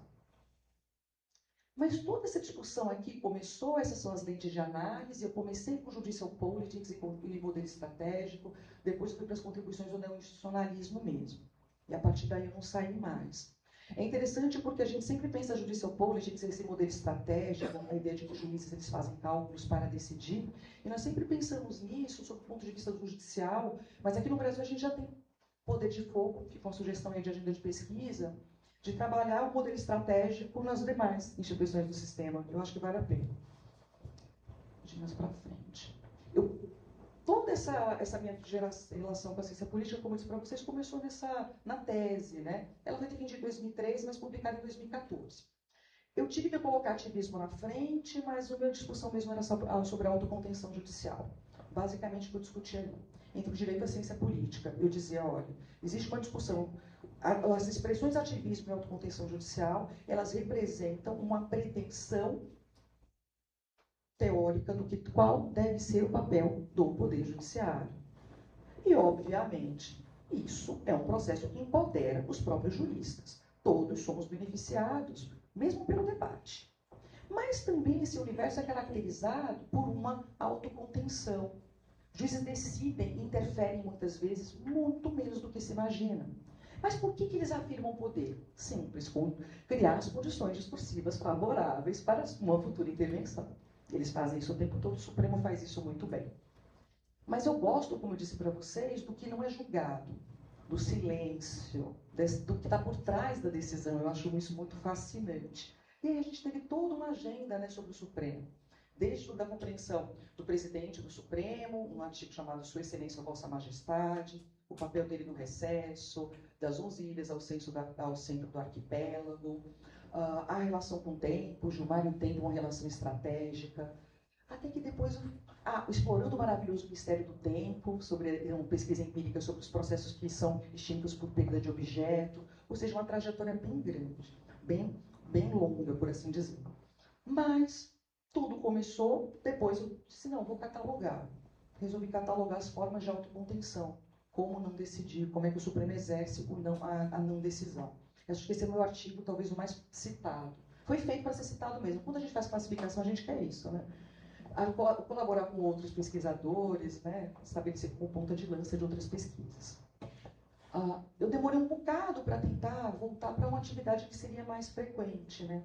Que é uma atividade mais processual, ou seja, sair um pouco do Supremo Tribunal Federal, já identificando, né, que talvez uma agenda de pesquisa, essa outra agenda de pesquisa mais ampla seria mais vantajosa, mas muitas vezes menos pública. Eu já sei que eu já estou jogando o meu tempinho. Eu falo rápido, né? É muita história por aí. E aí nós vamos discutir o papel dessas instituições nos chamados litígios estruturais, ou nos processos estruturais, como esses atores se comportam. Eu saio um pouco do Supremo, portanto, como é que o juiz se comporta, MP, defensoria, e o grande esquecido do processo estrutural, a advocacia pública. Né? Agora não, agora tem protocolo, né? A advocacia pública hoje, a União já tem protocolo para trabalhar com processos estruturais. Mas, por exemplo, todo mundo ali meio que sabia qual era seu papel porque havia literatura, a advocacia pública não. O que a gente acabou percebendo? Que essas instituições, elas não... A gente pode incorporar, né, todas essas dimensões, a gente tem uma criação de um juiz articulador, mas a gente acaba dependendo também de instituições com poder de articular, porque elas devem se articular perante suas próprias redes internas, mas também visualizar num experimentalismo, porque o processo estrutural é experimentalismo, que tipo de decisão, quais os limites da sua atuação. Só que quanto mais indefinidas são as instituições, mais difícil é. Essa foi mais ou menos assim, de uns 4 textos, umas 5 discussões sobre, e muita análise de muitos casos concretos, eu não costumo trabalhar e escrever sobre o processo em que eu atuo. Não só por limitação institucional, mas porque eu não acho bacana. Mas de vários casos, por exemplo, que a gente analisou, a gente percebe isso, né? Sempre essa falta de coordenação, sempre essas decisões expondo essa dificuldade. Para voar um pouco mais, claro que quanto mais você discute esse papel dessas instituições, mais a gente acaba e a gente é provocado para discutir direitos materiais, né? Fala aqui sobre creche, fala sobre educação, fala sobre não sei o quê. E eu gosto disso, sou animada, né? Gosto tanto de escrever quanto de falar, então não resisti. E a partir daí a gente percebe como em vários aspectos, em vários casos, em várias situações, em várias políticas públicas, mas também em várias decisões, geralmente eu estudo direitos sociais, eu acho mais fascinante. E funcionalismo feminista, né? Porque a gente não resiste a trabalhar a pauta das mulheres. Em todos esses casos, a gente acaba percebendo também a mesma questão. A decisão judicial ela tem de pousar enquanto não tiver coordenação? Não. Bem, dentro disso, foi como eu disse para vocês, eu fui voltar a retornar às próprias instituições. Essas ideias gerais que eu falei aqui sobre o que é esse funcionamento do sistema de justiça, está no texto lá do Jota até, né? Velhas instituições, novas abordagens, em que eu tento meio que mapear o que está acontecendo em cada uma delas. E depois em artigos acadêmicos específicos. Mas eu acho mais bacana também ver como outras instituições que a gente não vê como FEG, elas também moldam essas atividades. A OAB, o Tribunal de Contas, a gente sempre esquece, né? A organização mais importante da sociedade civil brasileira, né? A pátria dos advogados, como eu determino, a gente também não vê como ela muitas vezes interfere nesses processos. Ou seja, a gente começa a partir de casos concretos já a mapear toda essa atividade. Bem, chegando ao final, qual é a minha nova pesquisa, qual é que eu estou tentando fazer mais recentemente? Além de tentar articular a compreensão dessas instituições, do ponto de vista normativo, mas também das suas manifestações, das políticas públicas que cada uma delas acaba, de algum modo, engatando. Não como uma definição, esgotamento, inventário. Eu não tenho braço para isso, o grupo de pesquisa não tem. Mas tentando trazer algumas chaves, né, para a gente perceber isso, também oferecendo caminhos para outros pesquisadores. Acho que pode ser, né, a gente tem muito ainda o que estudar e se compreender. Mas surgiu, né, on demand, por assim dizer, surgiu uma nova estrela, né? Como é que essas instituições estão se comportando quando se trata de uma política digital? Nós temos, parece que não apenas a IA, mas o próprio processo digital, o processo administrativo, o processo judicial digital, ele acaba pondo sobre nós todas as luzes sobre problemas que nós já conhecíamos ou não conhecíamos, mas eles simplesmente são melhor iluminados, né? Isso acontece com as políticas digitais. Eu comecei ainda, né? Vou fazer as mesmas coisas, né? Coordenação, descoordenação e tudo mais. Trabalhando com a política digital do CNJ, né? E aí a gente já está trabalhando, já tem alguns textos aí no forno, vai sair um agora numa coletânea da Springer, falando sobre a autorrepresentação dos tribunais brasileiros, e a gente forja, né, como resultado para o administrado, para o destinatário da política pública, para o usuário, né, o jurisdicionado ou não, dois conceitos, né? A nossa política digital, ela parece que ela é conduzida pela ideia de uma eficiência que é excludente e que não se percebe numa convergência de vulnerabilidades. Aí eu pensei nessas duas ideias para a gente tentar ver no que o CNJ está falhando nessa determinação da sua própria política. A gente já tem artigo saindo, vai sair mais agora na revista de processo, em que a gente mostra, né, como essa política do CNJ ela não está conversando com as políticas estabelecidas em outras instituições. O CNJ ele não conversa necessariamente com o CNMP, ele não conversa com as outras instituições. O próprio judiciário não conversa entre si, vide a multiplicidade de sistemas, né, que todas essas instituições têm. E mesmo quando nós temos iniciativas de união, por exemplo, o sistema da Advocacia Geral da União seria replicado na Defensoria Pública. Eles rejeitaram o sistema interno de organização de processos. Ou seja, essa segunda dinâmica, mais uma vez, ou seja, essa descoordenação aparece. E a gente está tentando desenhar um pouco de como elas poderiam conversar mais. São textos que a gente está produzindo, tem mais outro aí no jornal de Comparative Politics, porque o caso brasileiro, embora seja muito badalado de digitalização, de processo digital, de expansão, quanto mais a gente circula nos fóruns fora do país, mais a gente percebe como eles gostam, eles se auto-intitulam, né? Eles curtem e se autofortalecem também discursivamente do ponto de vista, e se legitimam do ponto de vista externo, né? Na denominada comunidade global entre cortes. Mas os dados, e a gente tem que também mostrar que os dados não mostram todo esse sucesso, não. Esse sistema, ele gera, todas as demandas que nós fizemos aqui, o fato é que ele gera um custo altíssimo para a população brasileira e está muito longe de entregar, talvez, o que essas políticas e todo esse esforço, ele parece ser destinado. Bem, é muito texto, só para colocar no final para o pessoal saber onde me encontrar. Pois bem, é judiciário. Esse aqui é um pouquinho do material, quem tiver interesse, vocês me acham, não é difícil. E, por favor, queria ouvir vocês, conversar mais. Uma alegria ver como vocês perceberam como as agendas elas conversam. Isso vai acontecer na mesa toda, tá? Aguardem. Eu já dou spoiler nas próximas. Muito obrigada mais uma vez. Muito obrigada, professora Flávia. A questão da política pública digital, desde a pandemia, tem tomado conta, né, das nossas vidas. Tudo começou lá.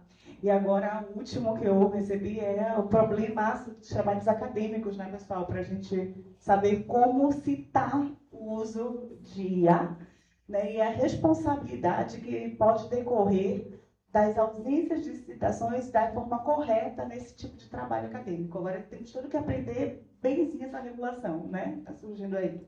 Cláudio resolveu. Queremos tudo, né? Queremos Cláudio, Perplexity, qualquer coisa que resolva a minha vida, né?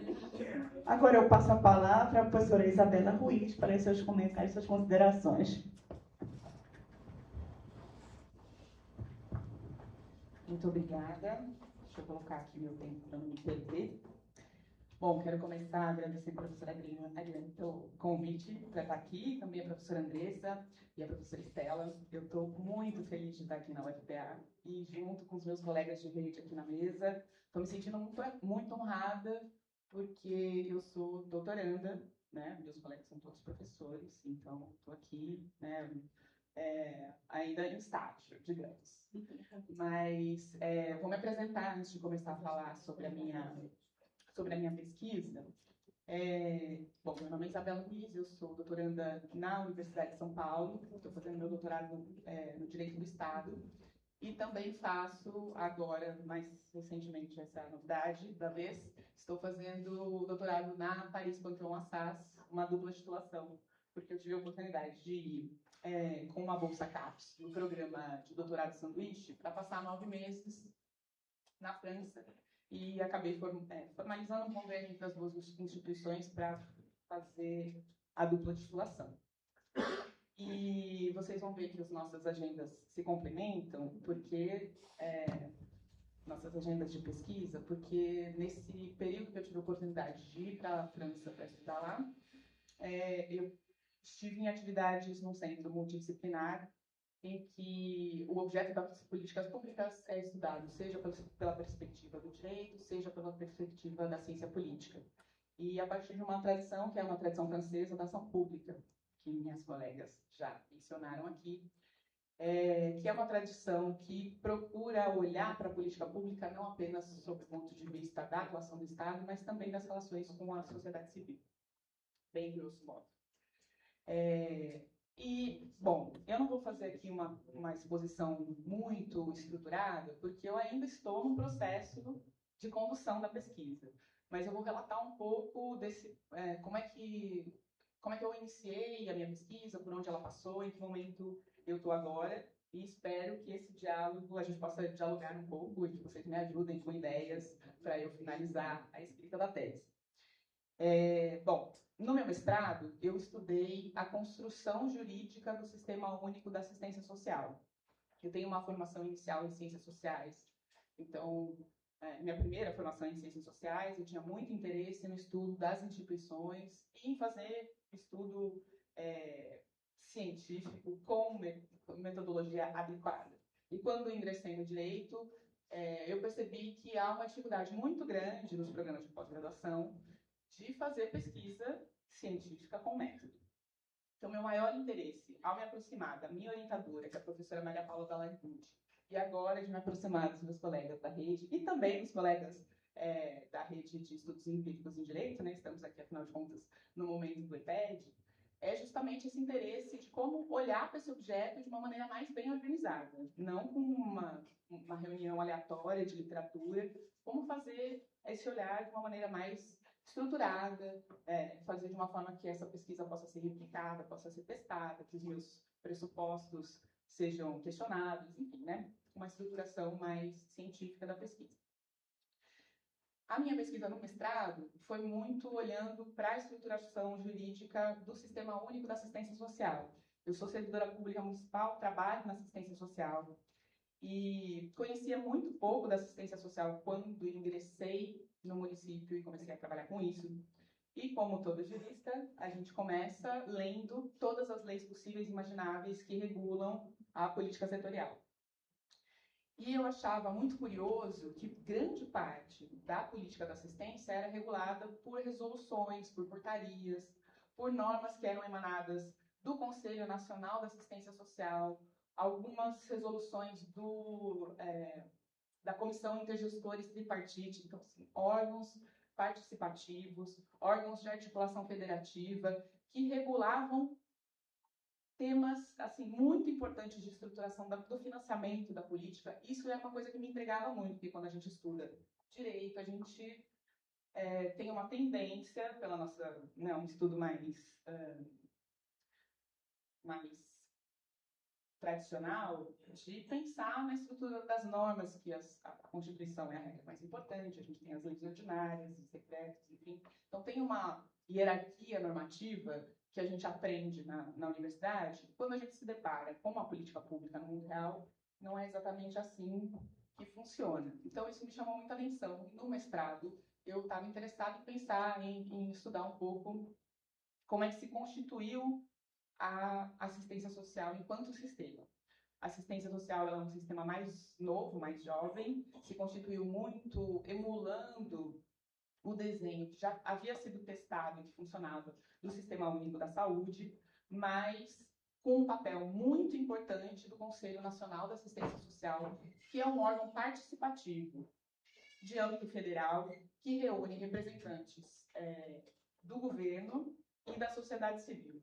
E esses representantes do governo, tanto membros de governos da União, estados e municípios, quanto na parte da sociedade civil, representantes de trabalhadores, de usuários e de associações da sociedade civil. Então, um grupo de gente ali reunido, muito representativo no sentido da execução da política, né? Pensando que a política pública da assistência social ela é executada majoritariamente por estados e municípios, mais por municípios que por estados, e também por organizações da sociedade civil.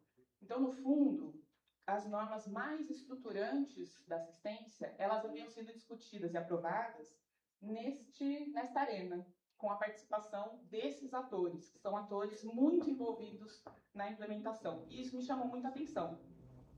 Por exemplo, a tipificação nacional dos serviços socioassistenciais, que é uma matriz que traz o nome de todos os serviços que são executados na assistência e diz detalhes de como essa execução tem que ser feita. Então, qual é o tipo de unidade que deve ter, por exemplo, um serviço de abrigamento? Como é que é a estrutura dessa unidade? O que tem que ter dentro dessa unidade? Qual é o horário de funcionamento? Que tipo de recursos humanos tem que trabalhar num ou no outro serviço? Esse serviço tem que ter advogado, não tem que ter terapeuta ocupacional, tem que ter psicólogo, enfim. Detalhes operacionais da política que foram definidos nesse órgão, que é um órgão participativo de âmbito federal. Mas essa norma estruturava a prestação de serviço em todo o território nacional. Isso me chamou muita atenção. E as normas de financiamento, porque a forma como os recursos que eram repassados da União, como é que eles iam para estados e municípios, essa transferência de recursos do Fundo Nacional da Assistência Social para os fundos estaduais e municipais, assim, as metas, a forma de distribuição do recurso, a periodicidade, tudo isso era definido num outro tipo de arena, num outro órgão, que é a Comissão Intergestores Tripartite, que é uma comissão que reúne representantes, gestores da União dos Estados e Municípios, tem representação de municípios de pequeno porte 1, pequeno porte 2, metrópoles, enfim, tem uma preocupação de representar diferentes entes da federação, e nessa arena se discutiam as regras de distribuição de recursos. Essa operacionalização, ela copiava muito o que foi testado no Sistema Único da Saúde. Então, me interessou no mestrado olhar um pouco para essas duas instâncias. Trabalhei um pouco com a literatura de governança multinível para entender como é que se articulava essa normatividade, né, essa divisão de competências num eixo vertical, dividido em diferentes entes federativos, e num eixo horizontal, envolvendo tanto membros representantes do governo quanto representantes da sociedade civil, como é que a governança da assistência social, no fim das contas, ela estava assim dissipada, multinível, tanto vertical quanto horizontal. Isso foi meu mestrado foi publicado, vou fazer meu jabá aqui, mostrar meu livro, A Construção Jurídica do Sistema Único da Assistência Social. Publiquei esse livro na coleção Direito e Políticas Públicas, que é uma coleção da Editora Fórum, coordenada pela professora Maria Paula, minha orientadora diva maravilhosa, que reúne uma série de livros que tratam sobre o tema das políticas públicas a partir de um olhar jurídico. Então, recomendo não só o meu livro, claro, mas também toda a coleção, que é muito interessante. E agora, no meu doutorado, eu estou interessada em estudar, de uma forma um pouco mais ampla, a estruturação de outros sistemas nacionais de políticas públicas. Então, o meu foco no mestrado foi assistência social, porque trabalhava com isso, mas agora eu estou olhando para outros sistemas para tentar encontrar regularidades. E não só encontrar regularidades, que eu acho que isso faz parte do trabalho científico, mas principalmente uma coisa que é uma vocação da abordagem de direito e políticas públicas, fazer proposições de melhorias do desenho institucional de outras políticas que não estejam necessariamente funcionando muito bem. Então, é um pouco pensar experiências que funcionam e tentar identificar o que funciona ali para pensar a possibilidade de replicabilidade. É óbvio que cada setor funciona de uma forma, tem contextos diferentes, históricos de estruturação muito diversos, mas, de repente, o papel do jurista, entendo eu, é também conseguir identificar essas regularidades, identificar o que funciona e poder fazer sugestões de como fazer desenhos melhores. Bom, vou fazer aqui um diálogo com as minhas colegas. A gente estava falando, por exemplo, da importância da gente ter articulação entre judiciário e executivo para a formulação de políticas. E a ideia da coordenação é uma ideia que está muito bem colocada nos sistemas. Por que o SUS funciona? Por que o SUAS funciona? Porque tem estruturas, instrumentos jurídicos de articulação e de coordenação que fazem com que entes com interesses muito diversos, com grupos políticos às vezes rivais, trabalhem juntos para chegar num objetivo final, que é a execução de um serviço público, a prestação de alguma atividade estatal, enfim, a garantia de um direito fundamental em última instância. Então, o meu interesse é, neste momento, esse: identificar regularidades entre os sistemas. Que vou dizer, não está sendo nada fácil, é um universo. É um universo. Meu interesse era, inicialmente, quando comecei o doutorado, olhar para todos os sistemas nacionais, queria olhar para todos eles, pensando no SUS, no SUAS, SNE, que é o Sistema Nacional de Ciência e Tecnologia, Segurança Pública. A minha orientadora falou: não vai dar, vamos focar. E a gente já tem muito material produzido, tanto sobre o Sistema Único da Saúde, quanto o Sistema Único da Assistência Social, que são os dois mais estruturados. Agora, mais recentemente, a aprovação do SNE, que na verdade já funcionava muito, a educação já funcionava muito com alguns elementos dos sistemas, mas o Sistema Nacional, ainda que ele tivesse previsto, ele não estava aprovado. Aí agora está o texto. Tem vários detalhes difíceis, né? A lógica de funcionamento é aquela, mas o texto não necessariamente representa a lógica de funcionamento, e aí... Exato. É muito interessante a gente pensar nisso que a professora Ignara estava dizendo, como é que o texto formalizou aquela ideia. Talvez agora seja mais difícil executar escrito desse jeito. Mas também um outro sistema que tem interessado mais particularmente, principalmente porque a professora Maria Paula, minha orientadora, tem se dedicado a esse campo de estudos, que é a segurança pública. Inclusive, ela já fez diversas apresentações sobre o tema. A gente tem discutido isso no nosso grupo de pesquisa. Porque a segurança pública é o grande tema da eleição presidencial desse ano, né? Segurança é um dos temas que está na lista de grandes preocupações da população brasileira na escolha dos seus representantes. E a segurança pública, ela está organizada sob a forma de um sistema único, assim como a saúde, a assistência e a educação. Tem uma lei de 2018 que organiza o Sistema Único SUSP, o Sistema Único da Segurança Pública, e a lei, do ponto de vista textual, normativo, ela é muito bem elaborada, ela traz conceitos que foram testados no SUS e no SUAS, e também no SNE, né? Já foram implementados, então aquela forma de organização, né, da política e da coordenação não tanto, mas aquela forma de organização da política já foi muito bem testada, inclusive em normas infralegais, como no caso do Sistema Único da Saúde, mas isso foi incorporado no SUSP já numa lei única que traz toda a estruturação de sistema no seu texto. Mas ainda que o SUSP esteja previsto em lei desde 2018 como um sistema, ele não tem funcionado de maneira coordenada. A gente falou aqui, minhas colegas que me antecederam falaram muito sobre isso, da importância da gente coordenar os atores para que a política funcione. E no caso da segurança pública, a maior dificuldade é justamente a articulação de interesses, a coordenação. Bom, isso é uma coisa. Não vou me bagunçar, senão vou muito longe. O meu interesse agora, no doutorado, tem sido replicar um pouco do estudo que eu fiz no mestrado e tentar aplicar isso na segurança pública, a princípio no SUSP, e aí talvez tentar extrapolar para outros sistemas. Mas pensando um pouco na questão da coordenação, que é o que me interessa mais particularmente. Ultimamente eu tenho pensado muito nisso. A questão da articulação federativa acho que é um grande tema, assim como o financiamento, mas uma coisa necessariamente depende da outra. A questão do financiamento aproxima muito o Sistema Nacional de Educação do Sistema Único de Segurança Pública. Porque os dois sistemas têm um histórico de atuação do nível estatal mais forte do que do nível federal e municipal.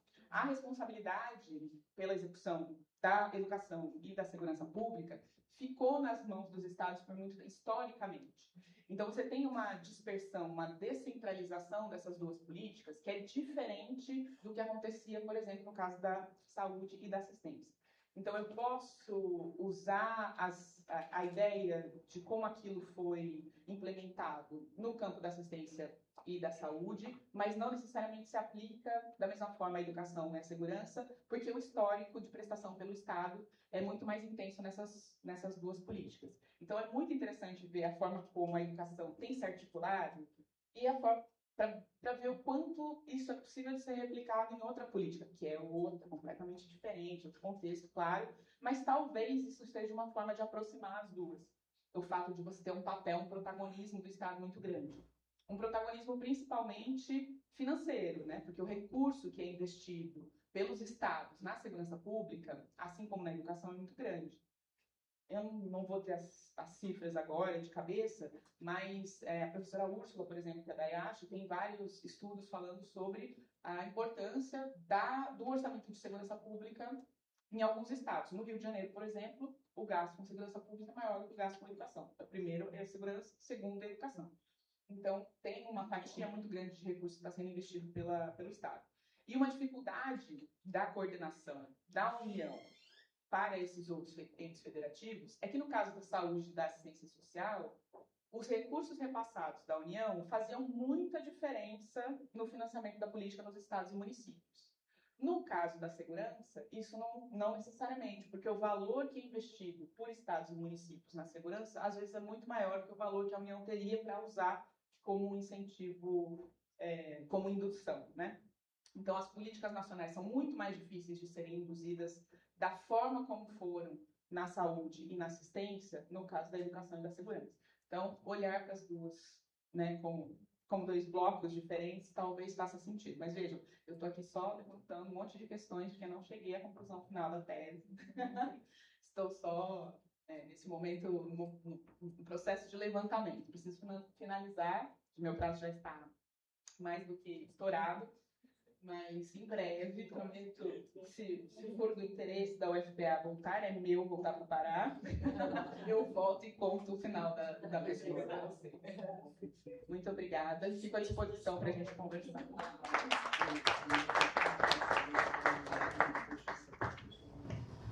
A sua fala, professora Isabela, me permita um parêntese de 3 minutos no máximo, pois o Saulo tive que passar a palavra. Eu fiz meu doutorado na PUC em São Paulo e o pós-doutorado eu não tive muita sorte, porque eu fiz em Salamanca, mas no período da pandemia. E por que a sua fala me veio totalmente isso? Nós fomos induzidos a fazer teses de pós-doc na área da saúde que envolvesse a pandemia. Eu resolvi pesquisar, naquela ocasião, a análise do serviço público em relação ao brasileiro que entrava na União Europeia. Vocês lembram que o SUS expedia um certificado digital? Vocês lembram?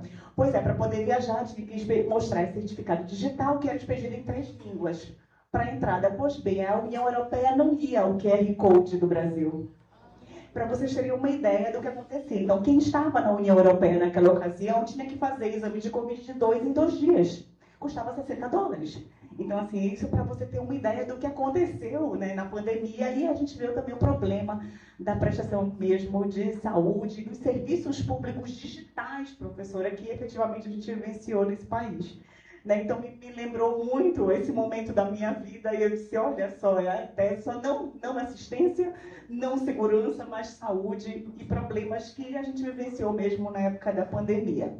Bom, mas sem mais me alongar, e por fim, mas não menos importante, porque eu estava ansiosa por ouvi-lo, eu passo a palavra ao professor Saulo Coelho, a quem eu uso todos os meus textos nas minhas aulas. A gente fala da clássica espetacularização das políticas públicas, e aí agora ele é conosco aqui para apresentar as suas considerações. Muito obrigada.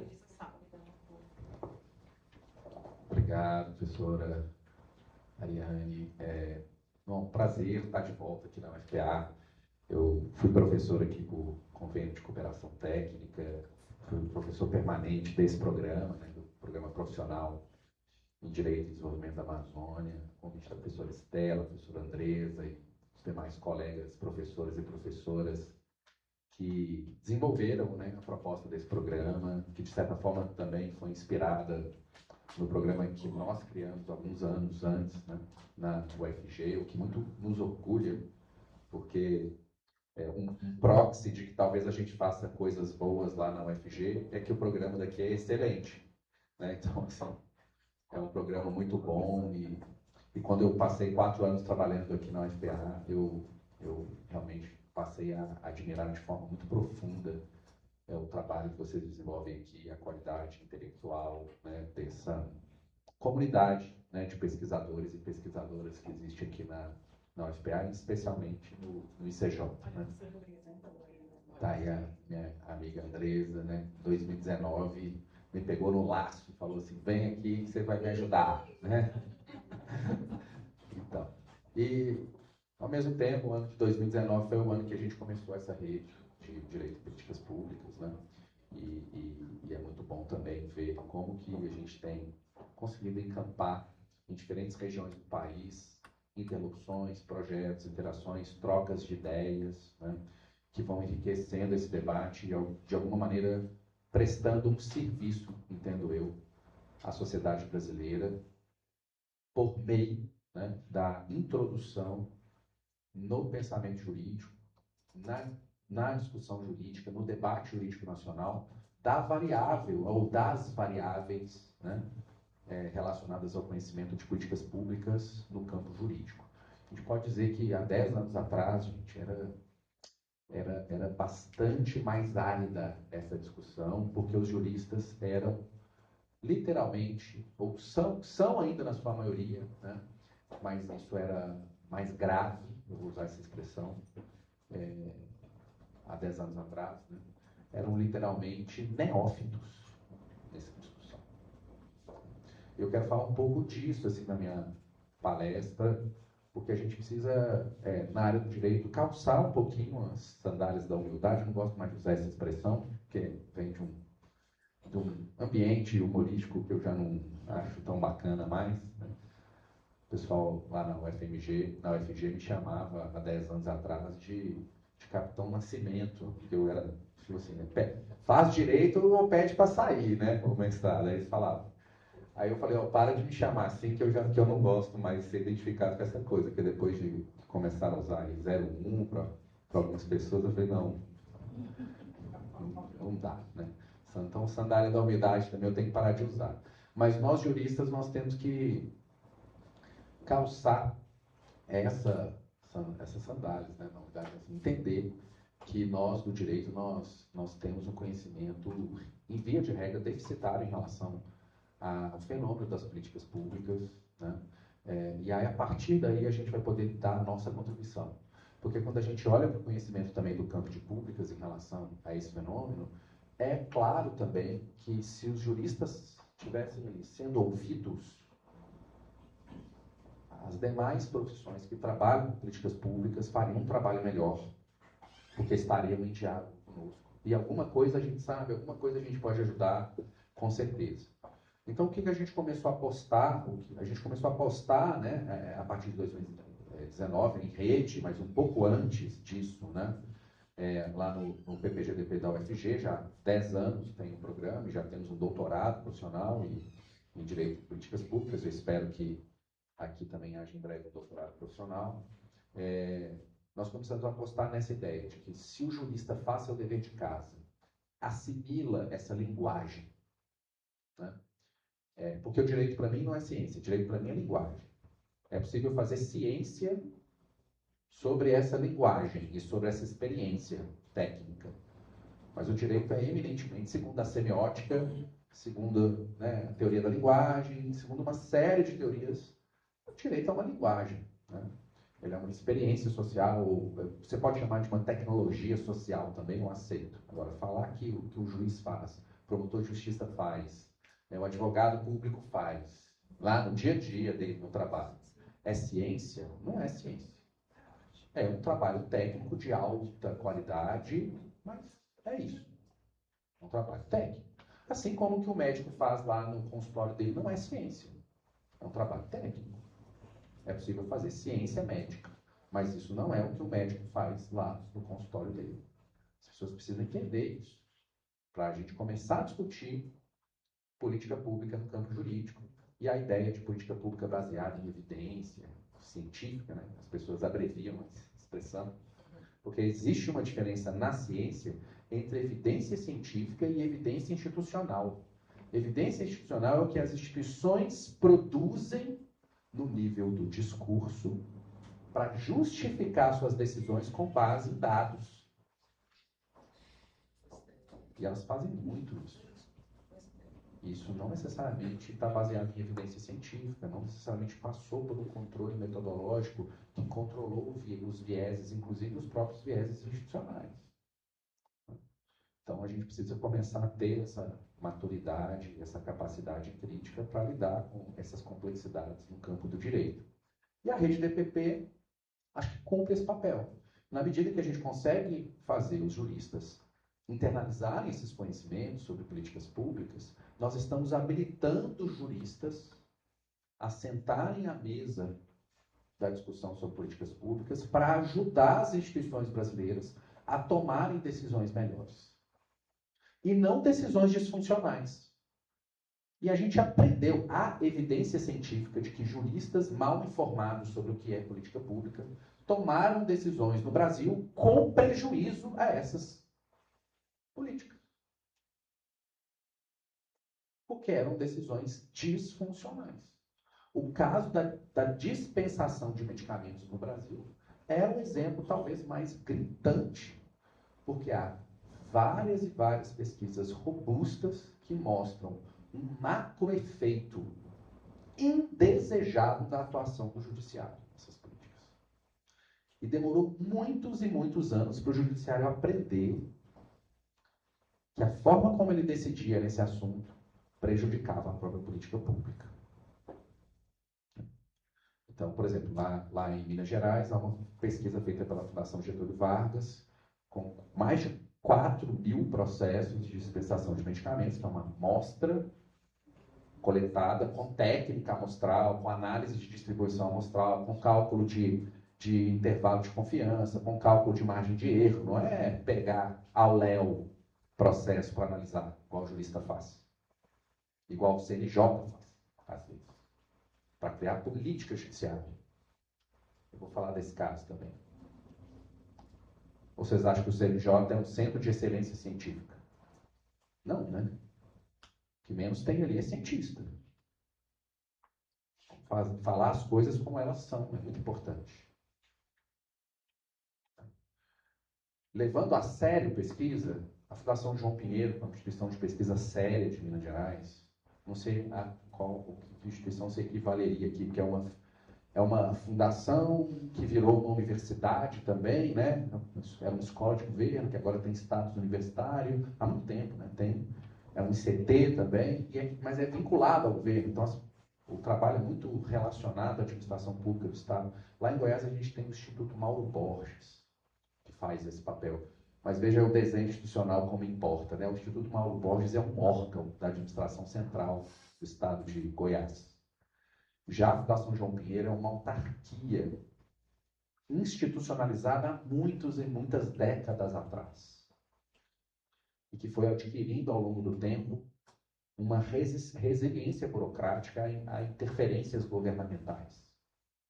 Portanto, cumpre um papel institucional muito mais capaz de entregar análises não enviesadas, né, dos fenômenos estudados do que o Instituto Mauro Borges, na minha opinião.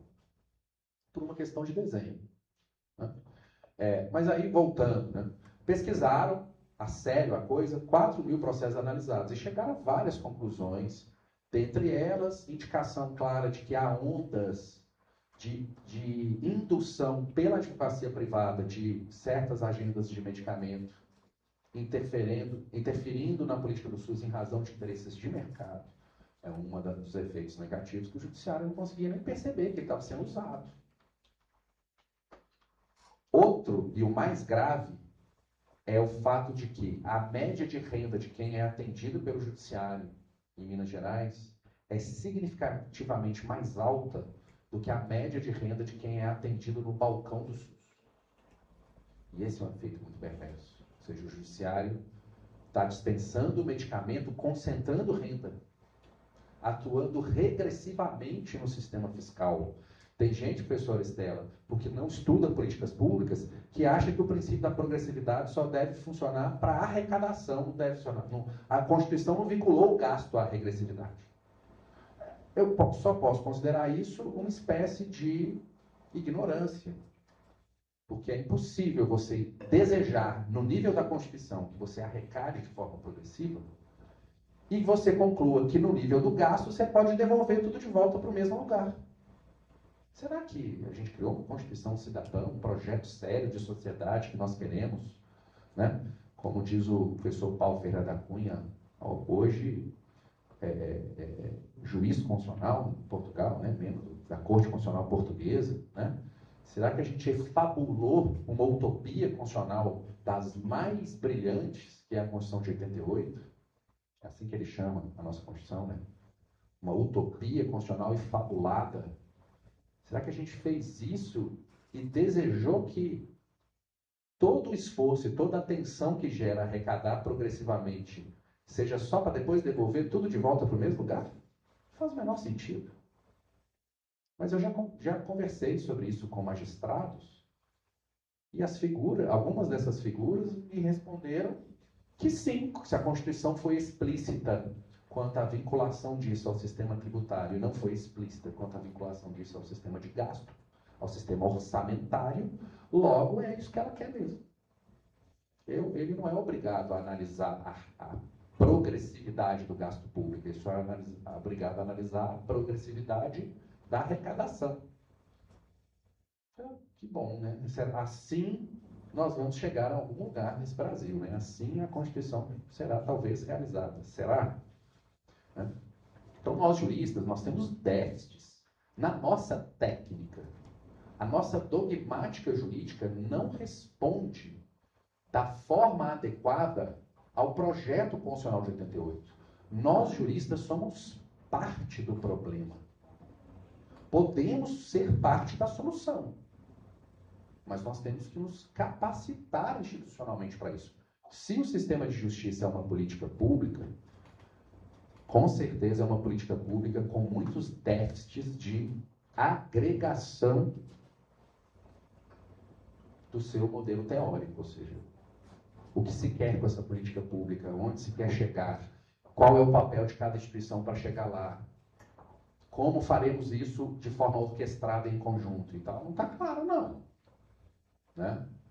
Porque, em tese, se o sistema de justiça pode ser pensado como uma política pública, o objetivo central dessa política pública deveria ser realizar o projeto constitucional de 88. Né? Deveria começar por aí. E nenhuma compreensão clara sobre como ele deve ser pensado existe dentro da dogmática jurídica. A dogmática jurídica é disfuncional nesse sentido.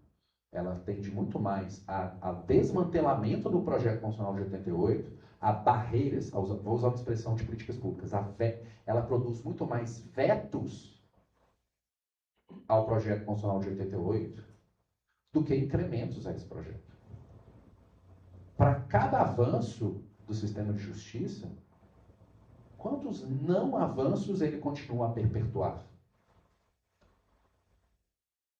Então, primeiro, nós temos que ter essa consciência. Feito isso, nos capacitando para lidar com políticas públicas, qual é o outro lado da moeda? Quando juristas entendem o fenômeno de políticas públicas e conseguem repensar a dogmática jurídica para uma dogmática jurídica crítica a partir de políticas públicas, ele consegue pensar soluções jurídicas a serviço dessas políticas públicas e, portanto, a serviço do Projeto Constitucional de 88. E não se restringir, às vezes, a limitações da dogmática tradicional, que muitas vezes é a alegação para não entregar à população brasileira o que precisa ser entregado. Precisa ser entregue.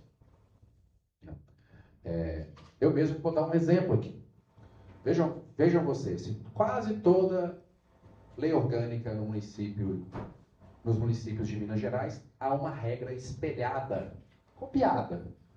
A Fundação João Pinheiro, que eu elogiei aqui há pouco, tem culpa nesse cartório, porque ela fez muitas dessas leis orgânicas por consultoria. A FGV também tem um pouco de culpa nesse cartório. A ENAP eu não sei, mas lá em Goiás a UFG também tem um pouquinho, a UFPA deve ter aí. Sai copiando e colando aí nos municípios, né? Aí tem uma regrinha lá, muito igualzinho, todos, que é assim, para realizar atividade minerária, os empreendimentos deverão possuir caução ou seguro ambiental.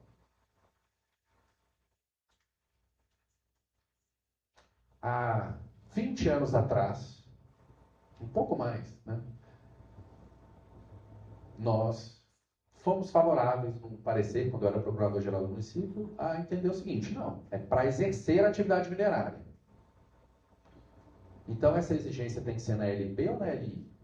Na licença prévia ou na licença de instalação? Bom, para exercer, então, é na de instalação. Lá na de instalação nós vamos exigir. Aqui na prévia nós vamos dizer que lá tem que exigir. Por enquanto, você não precisa pagar o seguro, não. Né? Ok. O MP judicializou. Foi bacana, MP. Você não está entendendo bem. Fui arrogante. Faço a minha culpa também. Todo mundo vai apanhar aqui hoje, inclusive eu. MP, judiciário, todo mundo. Eu também vou apanhar. O procurador, na época, arrogantemente, ficou contra o MP e ganhou a ação. O judiciário disse: não, o município tem razão, não precisa. O município tem razão, o empreendimento tem razão, o governo do estado tem razão. Só o MP está errado. Não precisa pagar a caução ambiental, depositar a caução ambiental, nem pagar o seguro agora não. Ok. 20 anos depois, o mesmo entendimento está no judiciário, em Minas Gerais. 20 anos depois, eu daria o mesmo entendimento, como eu manifestaria no processo da mesma maneira? Certamente não. E isso não é uma incoerência. É aprendizado de longo prazo. 20 anos depois, várias experiências de atividades minerárias ocorreram em Minas Gerais e no Brasil. E aprendemos institucionalmente o seguinte: se você não exige na LP, depois ninguém vai exigir mais. Ninguém vai conseguir mais barrar isso. Então, aprendemos institucionalmente que o lugar adequado de exigir isso é na LP, porque é ali que há a janela de oportunidade para um efetivo compromisso dos atores. Professor, mas isso não é argumento jurídico. Olha, meus amigos, se você acha que isso não é argumento jurídico, eu sinto te dizer, nós estamos em mundos diferentes. É simplesmente isso. A minha linguagem é mundo, né?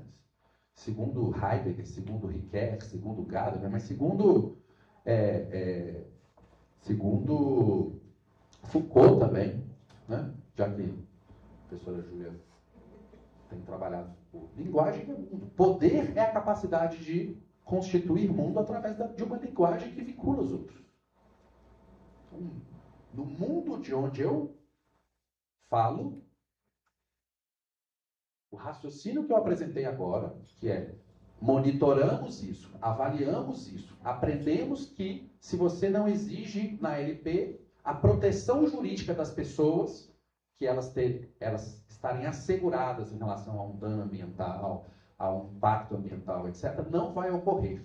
Aprendemos que o direito precisa ser efetivo, que as políticas públicas precisam ser efetivas também. Aprendemos que a janela de oportunidade para vincular as pessoas é na LP, porque na LI já não vai adiantar. Para mim, não há nada mais jurídico que isso. Esse argumento é jurídico para mim. Porque o direito não é só norma, o direito é a institucionalização da normatividade. É o complexo institucional, é a modelagem jurídico-institucional de uma atividade do Estado. A modelagem jurídico-institucional. A gente tem que ter aprendido que a modelagem dessa questão, por exemplo, passa por esse aprendizado institucional, a serviço da proteção dos direitos cidadãos. Então a gente passa a raciocinar, quando a gente pensa em direito e políticas públicas, dessa maneira, e a regular as questões de uma maneira um pouco mais cuidadosa.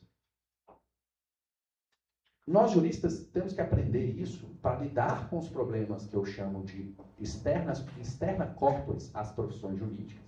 E também, que é esse exemplo que eu dei, e também para lidar com os problemas interna corporis às profissões jurídicas, às políticas do sistema de justiça, dizer assim. E aí, vou dar um exemplo. O CNJ criou, a partir de um diagnóstico que ele fez, não vou chamar de política pública, mas um conjunto de metas que organizava a atividade do Poder Judiciário em determinado momento, relacionado à redução da morosidade dos processos de improbidade administrativa. Por quê? Porque ele identificou um problema público. Qual que era o problema público que ele identificou? Uma lei reduziu o prazo prescricional. Cadê os penalistas aí? Estou cometendo um equívoco? Prescricional ou decadencial? Do crime de improbidade administrativa. Então, prescricional, então não errei. Bom, do crime de improbidade administrativa. Né? Muito bem. Ao reduzir para uma ação política, concorda? Muitos processos de improbidade iam prescrever, as pessoas iam ficar impunes. O CNJ pensou, temos que fazer algo. Vejam como isso é um ciclo de política pública. Identifiquei um problema. Introduz na agenda. Há uma mobilização dos atores. Todo mundo pensou, realmente, temos que fazer algo. Né?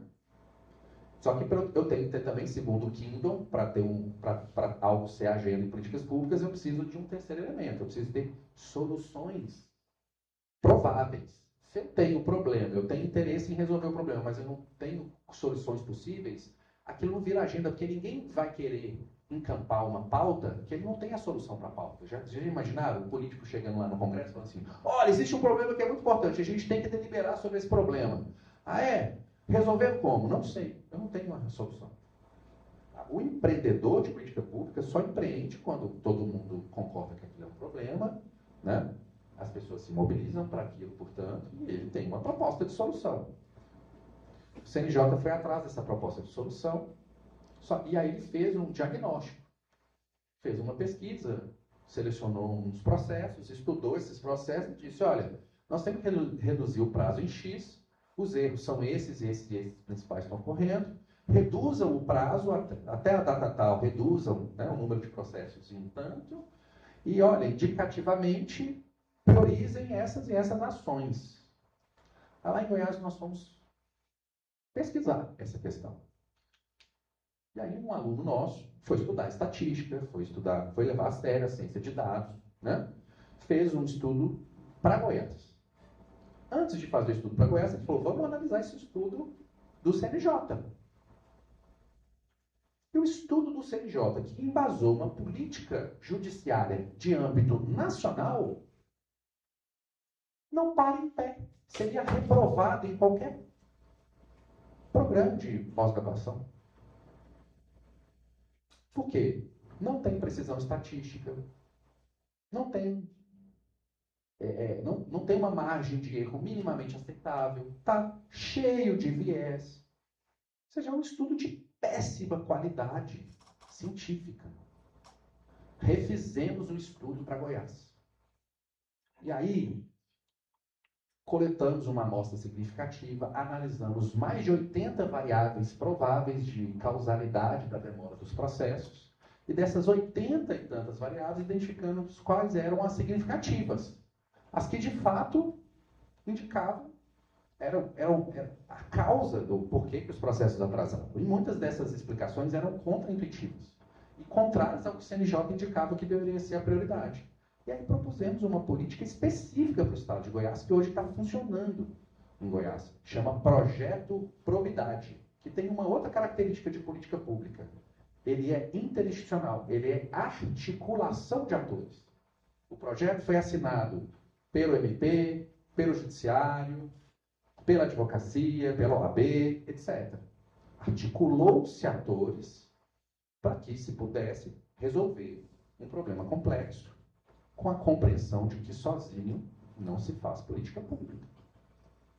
E lá em Goiás está rodando algo que parece minimamente mais racional. Ou seja, estamos colocando não só custo financeiro, dinheiro, mas também custo institucional. Decisões, às vezes, custam institucionalmente. Você cria mal-estar, você cria resistência, você muda as práticas dos atores, né? Estamos colocando o custo dessa política no lugar certo, porque a gente sabe as causas do problema. Enquanto no Brasil não se sabe as causas do problema, porque o CNJ não pesquisou direito.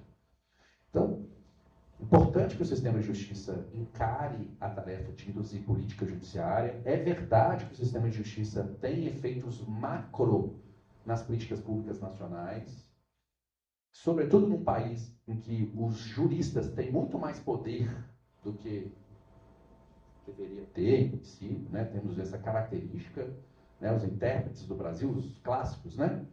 Mostram isso. Mas para fazer política judiciária, a gente tem que levar o conhecimento de política pública a sério.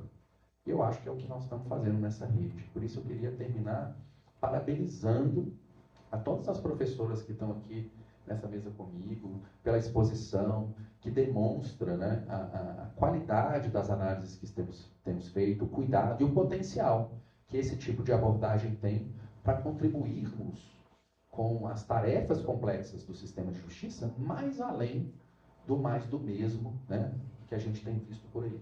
E parabenizar também a Ariane pela disciplina e todo o programa pelo excelente trabalho que tem feito. A rede DPP, que é uma rede de dimensão nacional, tem muito orgulho de ter, né, o programa da UFPA como um dos seus líderes assim, nessa agenda. Obrigado, ministro. Eu queria, para finalizarmos, apenas registrar a presença da professora Andresa e registrar também a presença do professor Ivan Ribeiro, né, do ISPER. Aí a gente viu agora, a Andresa me deu um toque, tá, professor? Fazer uma correção, porque a segunda vez que nós estamos sendo do INSPER, eu sou da Unifesp. Ah, é? Ó, tá vendo só? Tá vendo? Então agora descobrimos a verdade dos fatos. Nada de INSPER. Unifesp. Melhorou, professor?